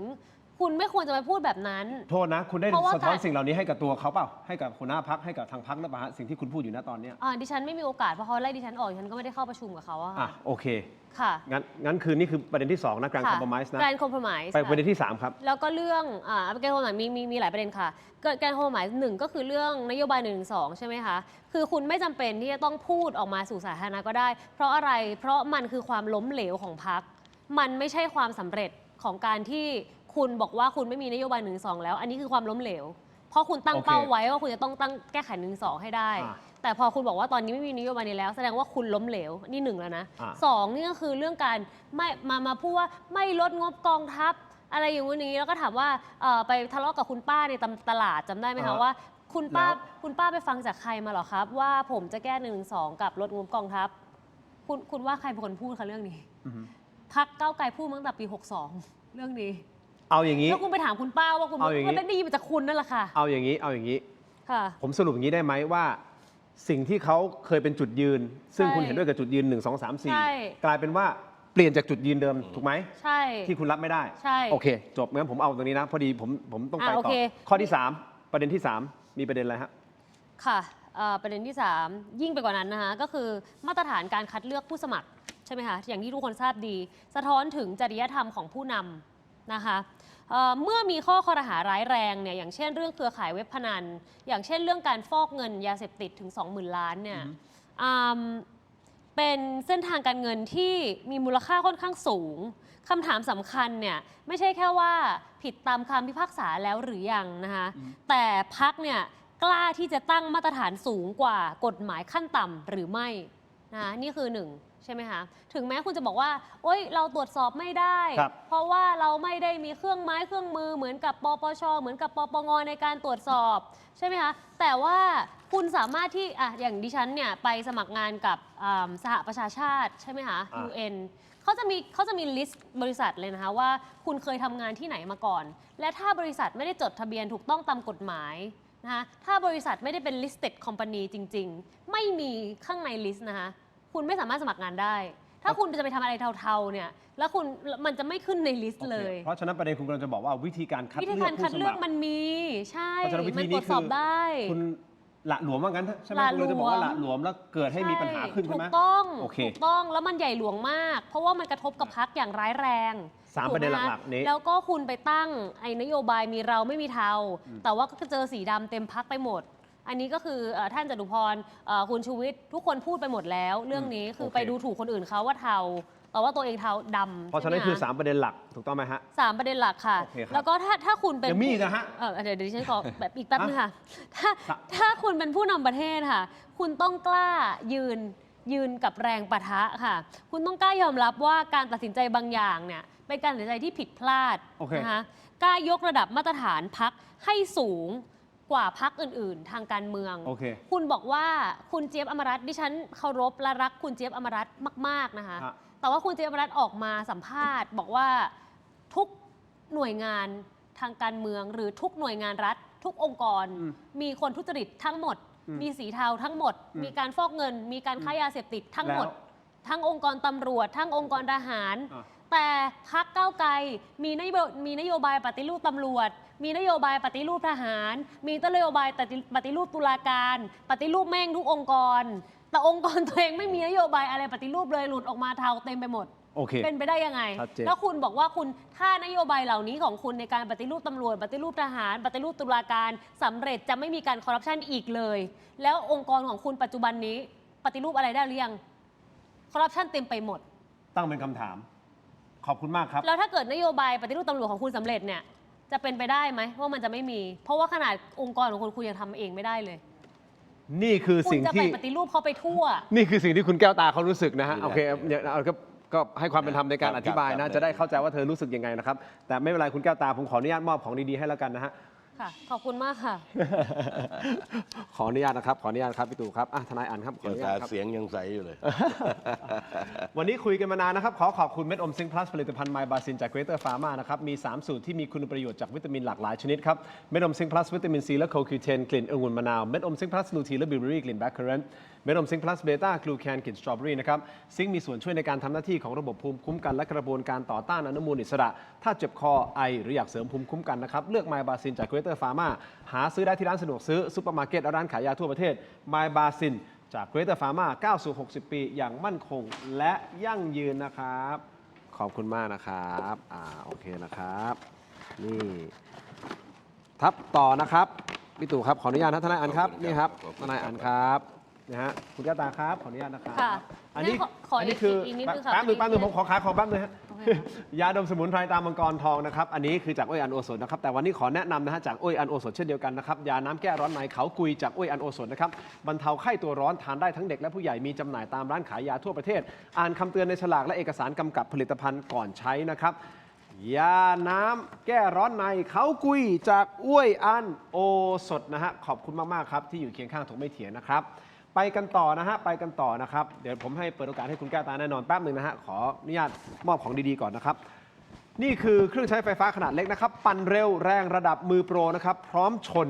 ทุกเมนูปั่นเลยนะครับคุณผู้ชมครับเครื่องปั่นอเนกประสงค์ Power Pro 2 ลิตรนะฮะปั่นได้ละเอียดทั่วถึงรอบทิศทางนะครับระบายความร้อนได้ดีนะครับแกร่งทนมอเตอร์ทองแดงแท้ 100% นะครับ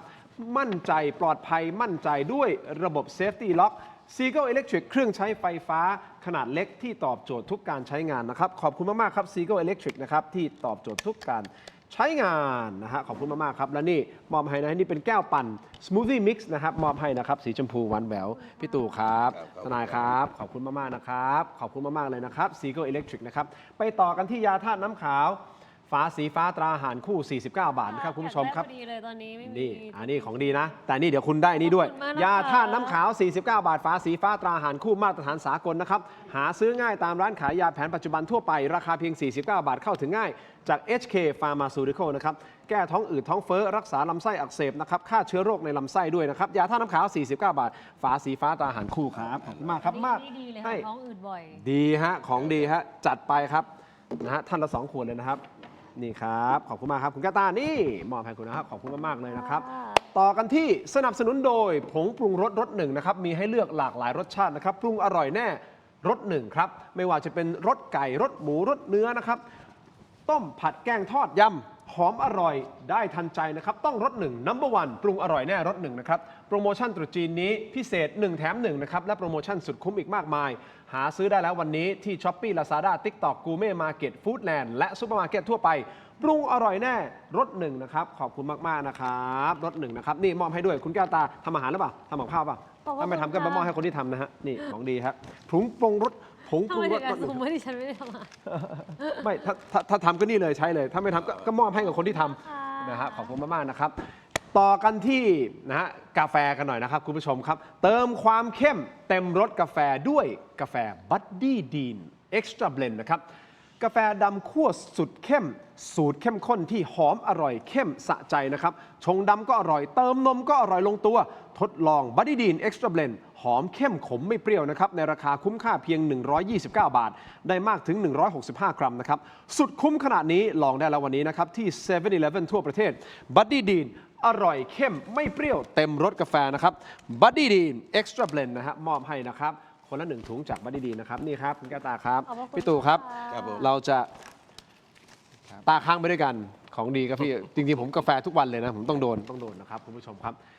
นวัตกรรมใหม่ครับ BrainTech Tri-Screen นะครับนี่คือจอเสริมสุดล้ำที่ทำงานพร้อมกันได้ถึง4 หน้าจอในเวลาเดียวกันนะครับด้วยความคมชัดระดับ Full HD และการเชื่อมต่อที่ง่ายสุดๆครับเพียงเสียบสาย USB Type C ก็พร้อมใช้งานทันทีน้ำหนักเบาด้วยนะครับพกพาสะดวกกดเข้าไปที่หน้า Facebook Telo Digital ใน Facebook นะครับอย่าพลาดนะครับตอนสั่งซื้อใส่โค้ด Let's Play AI Let's Play AI รับส่วนลดทันที 2,000 บาทได้เลยนะครับขอบคุณมากๆนะครับนี่ฮะนี่คือ BrainTech Tri-Screen นะครับขอบคุณมากเลยครับอีกอันนึงฮะสั้นๆแต่ได้ใจความ CHOL พิมพ์คำว่า CHOL ใน Shopee Lazada TikTok นะฮะรวมถึง Facebook CHOL ครีมทามือครับนี่คือครีมทามือสูตรน้ำมันหอมระเหยแท้นะครับไม่มีน้ำหอมผสมเลยนะฮะแต่เป็นน้ำมันหอมระเหย Essential Oil ของแท้ในนี้นะครับมือพังซ่อมได้นะครับซ่อมแซมฟื้นฟูลดริ้วรอยนะครับเป็นครีมทามือสายฟื้นฟูถ้าท่านอยู่ในโลกของอโรมาแล้วนะฮะลองดูครับเปิดใจดูกับนะชนแฮนด์ครีมนะฮะจริงๆเรามีหลาย SKU นะฮะ1 ใน 50 SKU นะครับต้องใช้ขวดละข้างหรอมือไม่จำเป็นหลอดหนึ่งทาได้นานอยู่ 30 กรัมนะพี่ตูคือผมขายให้กับชาวต่างชาติซะส่วนใหญ่นะลูกค้าของผมนะฮะที่ไอคอนสยามเซ็นทรัลเวิลด์เอ็มคอร์เทียนะครับรวมถึงKing Power ก็เป็นชาวต่างชาตินะครับจริงๆอยากให้คนไทยได้ลองใช้ผมขายมาหลายปีแล้วนะครับก็เลยมาลองดูเปิดใจฮะเป็นเปิดใจที่ให้ท่านเข้าถึงโลกของอโรมาได้ง่ายนะครับก็คือเริ่มต้นจากตัวนี้จริงๆผมมี1 ใน 50 SKU นะฮะมีหลาย SKU มากๆเลยนะครับลองเข้าไปดูนะฮะน้ำมันหอมระเหยแท้จากชนอโรมาทีครับ CHOL ลองพิมพ์ดูนะครับขอบคุณมากๆเลยนะครับทนายอั๋นมีคุณผู้ชมทักมาด้วยและทีมงานของผมก็ไปตรวจสอบด้วยว่ามีการโพสต์แบบนี้นะครับถ้าพรรคน้ำเงินได้ถึง70เก้าอี้ขึ้นไปอันนี้ทนายอั๋นโพสต์จริงป่ะเอาอันนี้ก่อนจริงครับได้70เก้าอี้ขึ้นไปทนายอั๋นบุรีรัมย์จะวิ่งแก้ผ้าจากบุรีรัมย์ไปอนุสาวรีย์ประชาธิปไตยแล้วกล่าวอะไรสักอย่างก่อนจะอำลาวงการหาลูกเมียทำนา ตามประษาคนจนต่อไป อันนี้โพสต์ประชดหรือโพสต์จริงหรือเอาจริงพี่อั๋นพรรคน้ำเงินในความหมายของพี่ทินคือพรรคไหนถ้าเราพูดกันในวงการการเมืองพรรคน้ำเงินเราเข้าใจว่าเป็นพรรคภูมิใจไทยเอาละมันมีโพสต์อีกวันที่29 มกราหลังจากนี้นะครับเป็นข่าวเลยวันที่5มกราเนี่ยเขาไปถามสสพรรคเพื่อไทยสสพรรคภูมิใจไทยบุรีรัมย์เขต 1แกบอกทนายอั๋นก็คงจะหมายถึงพรรคผมนี่แหละผมท้าเลยทนายอั๋นแต่ว่าจะกล้าหรือเปล่าอะไรเงี้ยนะครับหลังจากนั้นวันที่มกราคมอันนี้วันที่4ต่อมาวันที่5 มกราคมผมเดินทางมาที่อนุสาวรีย์ชัยสมรภูมิและประกาศบอกเอางี้ท่านก็เป็นสสหลายสมัยเนี่ยเอาแบบนี้มาเสริมสร้างประชาธิปไตยให้มันเกิดขึ้นในหมู่สังคมดีกว่าเอาผู้สมัครสสในขณะนั้นเนี่ยมาสาบานกับผมที่วัดพระเจ้าใหญ่วัดศรีสะแลษ2 เหตุผล 1ไม่ซื้อเสียงรู้เห็นเป็นใจกับการซื้อเสียงรู้ว่ามีการซื้อเสียง2ไม่ใช้อำนาจรัฐแทรกแซงในการเลือกตั้งครั้งนี้มาผมยื่นข้อเสนอไปไม่มีการสนองตอบรับนำสู่การโพสต์อีกครั้งก็คือ29 มกราบอกไม่มีใครมาสาบานกับผมนี่ความหมายคือเราจะบอกว่าเฮ้ยถ้าคุณมาสาบานกับผมว่าไม่มีคำสนองสัญญายังไม่เกิดเท่ากับว่าโพสต์นี้มันก็ยังไงก็โมฆะสินั่นไงคือตั้งไม่ได้โมฆะนะฮะ แต่ว่าโพสต์ของทนายอันโมฆะ เดี๋ยวก่อนคุณผู้ชมบางท่านบอกว่าเฮ้ยเดี๋ยวก่อนนะทนายอันจะแถไปถึงไหนแถหรือเปล่าเอาตรงๆคุณแถเปล่า ผมเป็นห่วงจริงๆนะครับ ผมเป็นห่วงสังคมนะเป็นห่วง เป็นห่วงว่าจะมีแหม่นึกภาพเห็นอะไรนะสเปค C อันนี้จะเป็นสเปค A สเปค B หรือเปล่าไม่รู้เนี่ยก็สนุกกันนะครับ ผมวิ่งได้ครับพี่ทินแก้ผ้าก็ได้ แก้ผ้าอันนี้ผมไป29 มกรานะครับพวก FC แก๊งเขากระโดงมาคอมเมนต์ทวงสัญญากับผมว่าอย่าลืมนะเคยสัญญาว่าจะวิ่งแก้ผ้าจากบุรีรัมย์มาถึงกรุงเทพสงสัยพวกนี้ไม่ได้อัปเดตผมแจ้งกติกาไปแล้วว่าต้องไปสาบานว่าจะไม่ซื้อเสียงแจ้งกติกาไปเห็นแล้วก็เงียบนี่ให้ความเป็นธรรมคุณแจ้งกติกาวันไหนนะวันที่5ใช่ไหมใช่ครับวันที่4คุณโพสต์บอกคุณจะแก้ผ้าวิ่งวันที่5คือแจ้งกติกาไปที่อนุสาวรีย์ชัยสมรภูมิทำเป็นคลิปไปดูโพสต์วันที่5หน่อยของทนายอันเพื่อความเป็นธรรมนะจะได้ชัดเจนโอเคขอบคุณมากครับโอเคได้ไหมให้ความเป็นธรรมกับคุณนะเรื่องต้องให้ความเป็นธรรมกับทุกฝ่ายไม่งั้นเดี๋ยวจะหาว่าขอบคุณมากเฮ้ยมันไม่เป็นธรรมไม่ได้ต่อเนื่องเลยนี่คือวันที่4แล้ววันที่5มีไหมทีมงานไปหากำลังหาอยู่นะครับใน TikTok เลยครับโอเคใน TikTok หรือในเฟซก็อัพเหมือนกันขออีกเรื่องนึงโอเคได้เดี๋ยวก่อนเดี๋ยวให้คุณแก้วตาขอบพระคุณมากคุณขออีกประเด็นหนึ่งใช่ไหมใช่ค่ะอีกประเด็นหนึ่งนะคุณแก้วตาพร้อมนะค่ะผมให้คุณอีกประเด็นหนึ่งแล้วเดี๋ยวผมจะสรุปทั้งหมดทั้งมวลที่เราคุยกันทั้งหมดนี้คุณผู้ชมจะได้รู้จบครบถ้วนสมบูรณ์ว่าอะไรคืออะไรค่ะเชิญครับจริงอยู่ค่ะที่ดิฉันคิดว่าทุกคนนะคะไม่ว่าจะเป็นเชื้อชาติศาสนาสัญชาติสถานะทางเศรษฐกิจเป็นอย่างไรหรือว่าความคิดเห็นทางการเมืองเป็นอย่างไรเท่ากันหมดทุกคนเป็นมนุษย์เท่ากันหมดแต่ว่าดิฉัน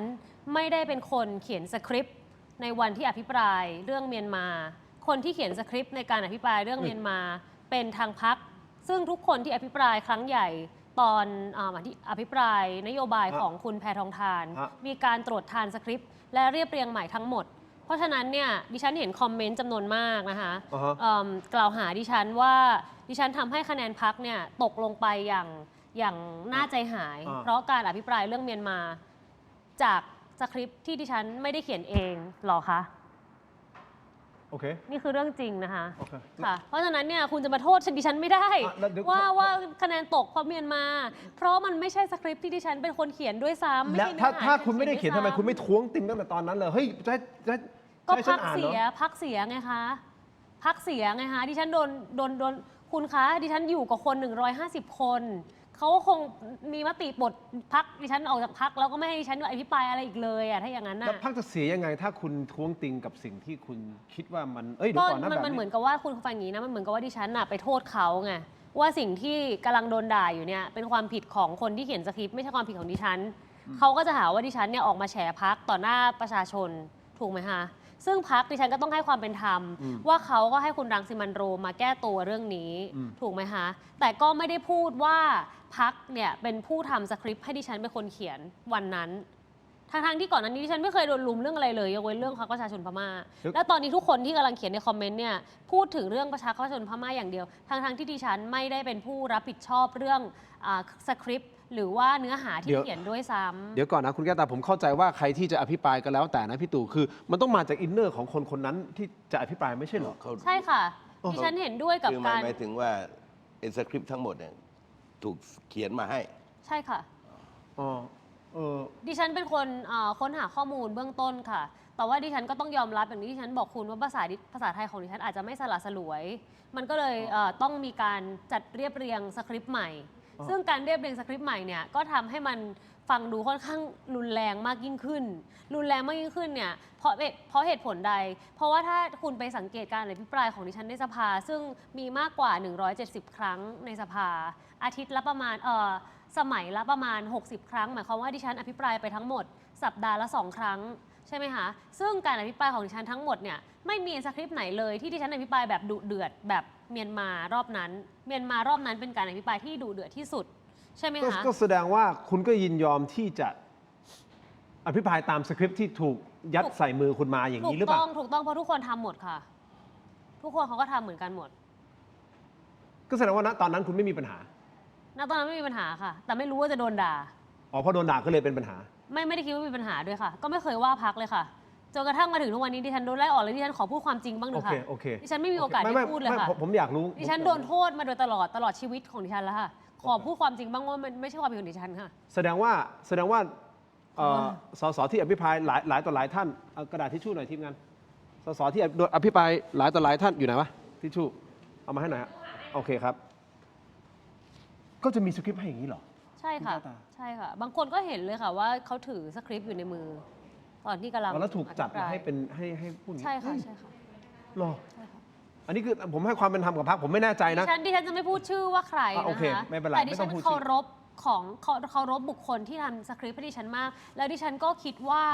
สคริปต์เนื้อหาที่เรียบเรียงทั้งหมดไม่มีอะไรผิดเลยค่ะ โอเค เป็นเรื่องที่ถูกต้องตามหลักสิทธิมนุษยชน หลักการความเท่าเทียม แล้วก็หลักการระหว่างประเทศ หลักการความสัมพันธ์ระหว่างประเทศ ไม่มีอะไรผิดเลย ผิดแค่ว่าที่คนไทยไปตีความเอาว่าเราจะให้สิทธิ์ของต่างด้าวมากกว่าคนไทย ซึ่งเป็นการบิดเบือนแบบที่โกหก 100% นั้นก็แสดงว่ามันไม่ได้ผิดที่สคริปต์มันผิดที่คนไปตีความหรือเปล่า ถูกต้อง แล้วตอนนี้คุณ ถูกต้องแต่ดิฉันกำลังจะพูดไงคะว่า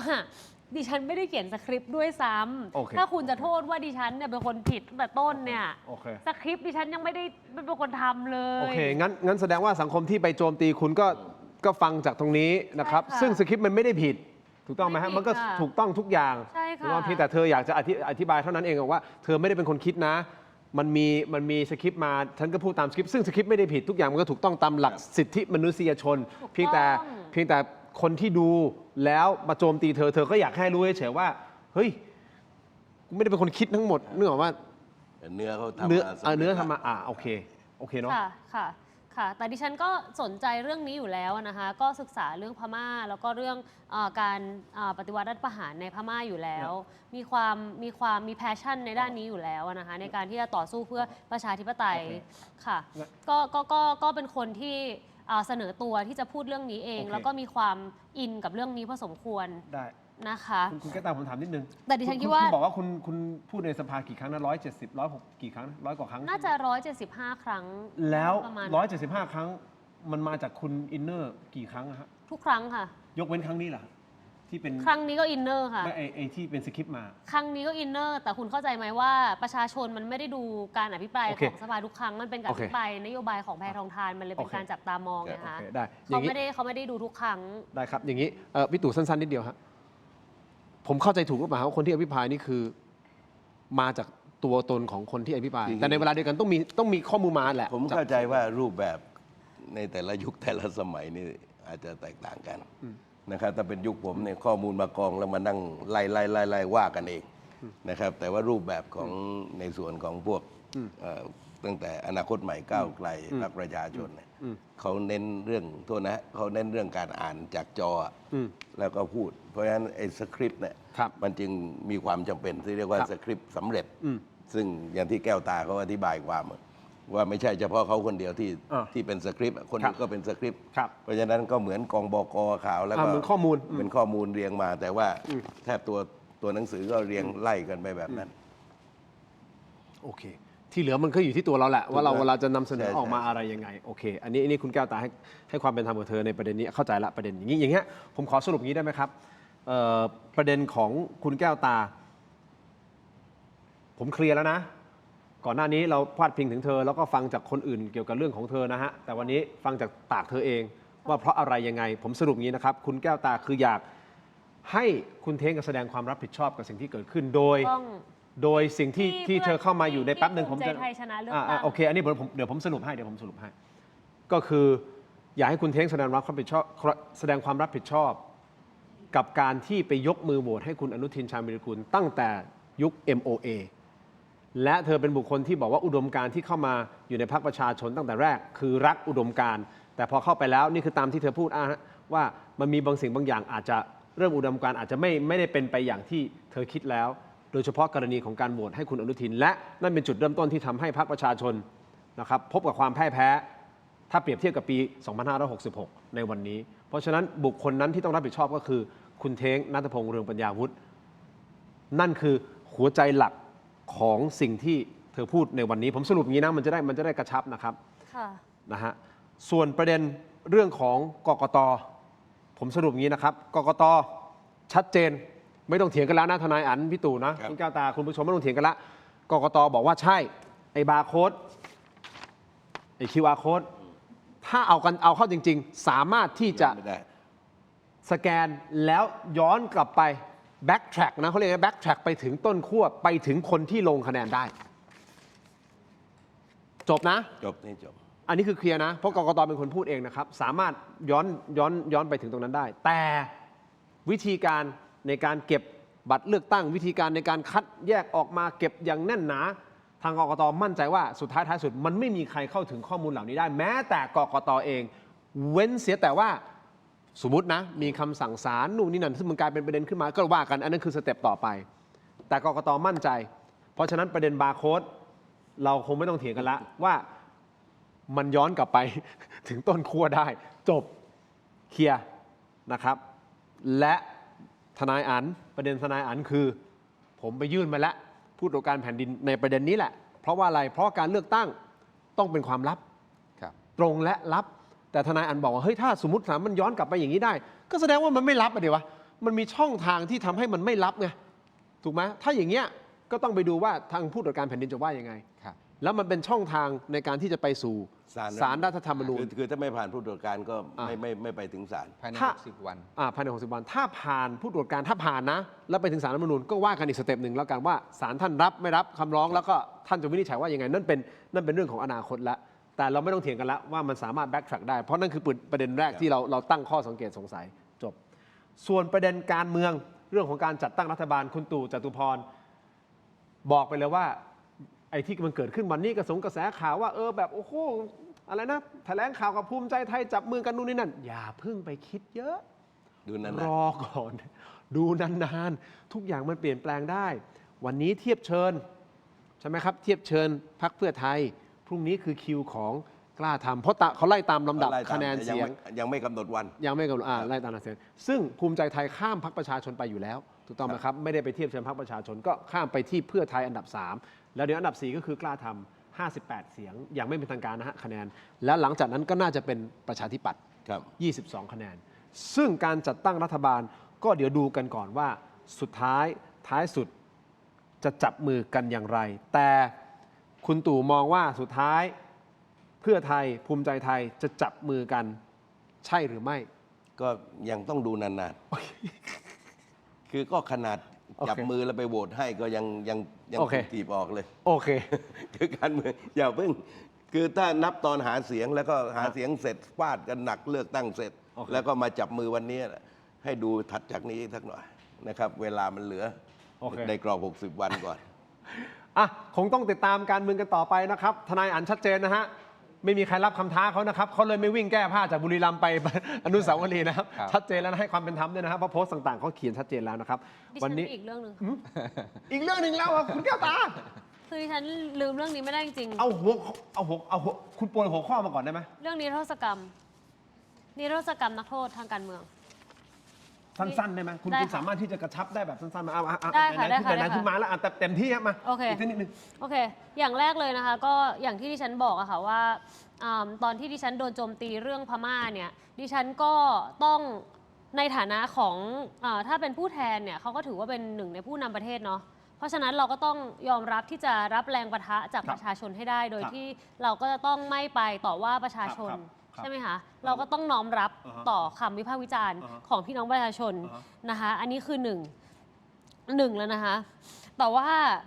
ประเทศนี้นะคะไม่ได้จำเป็นที่จะต้องการผู้นำที่มีการอธิบายที่เก่งแต่ต้องการผู้นำที่มีความรับผิดชอบจริงๆโอเคอันนี้เราย้ำมาหลายครั้งแล้วโอเคค่ะส่วนเรื่องพรบสันติสุขที่ผ่านไปสันติสุขเนี่ยดิฉันขอไม่เรียกว่าพรบสันติสุขได้ไหมคะดิฉันขอเรียกว่าพรบกปปส.สุขสันต์ดีกว่านะคะเพราะว่า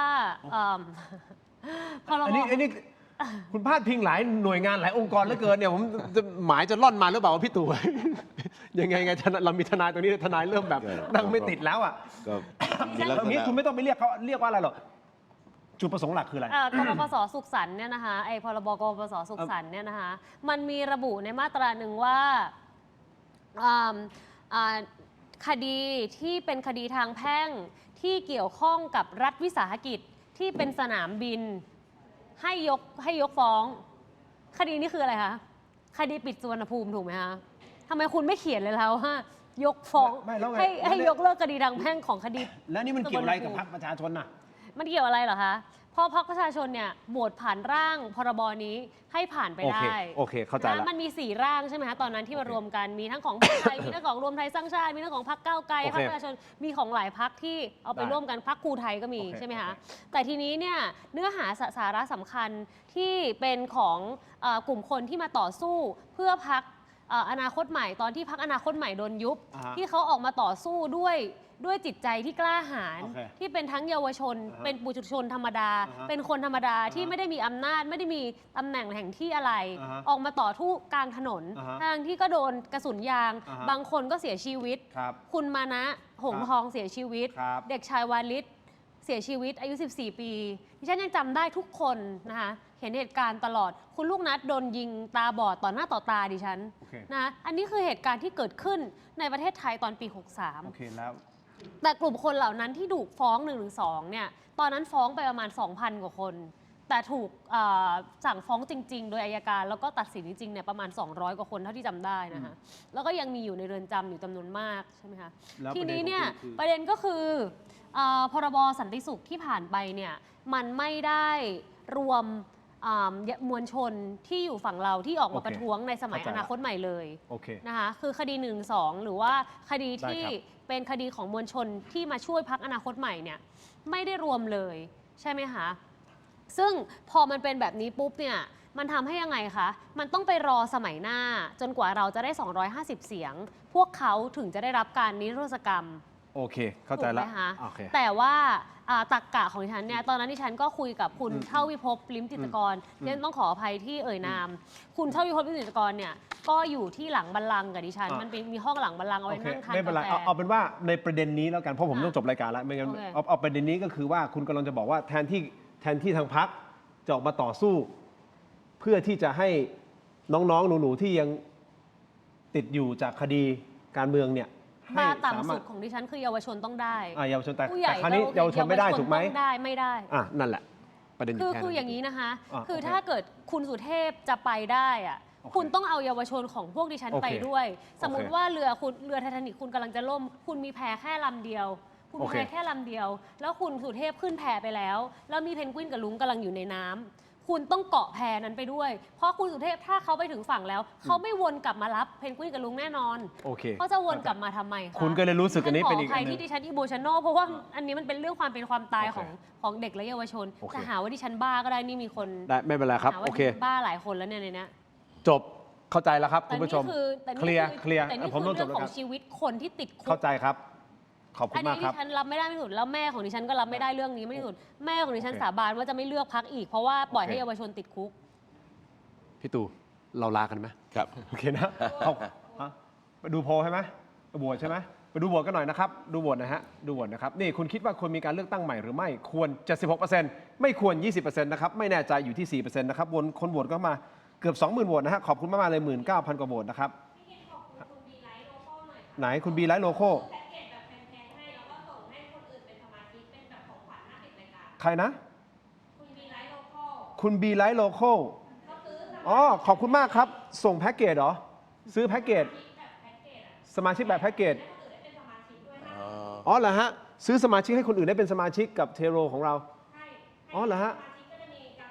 ขอบคุณมากๆเลยครับคุณบีไลท์โลโก้50 ท่านเลยเหรอฮะ ครั้งที่แล้วเขาก็ซื้อ 70 ใช่ไหมคนเดียวกันใช่ไหมโอ้ขอบคุณมากเลยคุณบีไลท์โลโก้ขอบคุณมากเลยนะครับ ขอบคุณทุกท่านสำหรับการติดตามนะครับ อ๋อ ใครที่เป็นเมมเบอร์จะมีอะไรนะ มีสัญลักษณ์กากบาทอยู่ สัญลักษณ์กากบาทอยู่นะครับ ขอบคุณมากๆนะครับ เวลาคอมเมนต์ขึ้นมาขอบคุณมากๆเลยนะครับ ขอบคุณแขกรับเชิญของเราด้วยนะครับ ขอบคุณครับคุณกตาครับ ขอบคุณมากครับ ขอบคุณมากๆค่ะ ทั้งหมดนี้คือถกไม่เถียงครับ ลาไปก่อนครับ สวัสดีครับ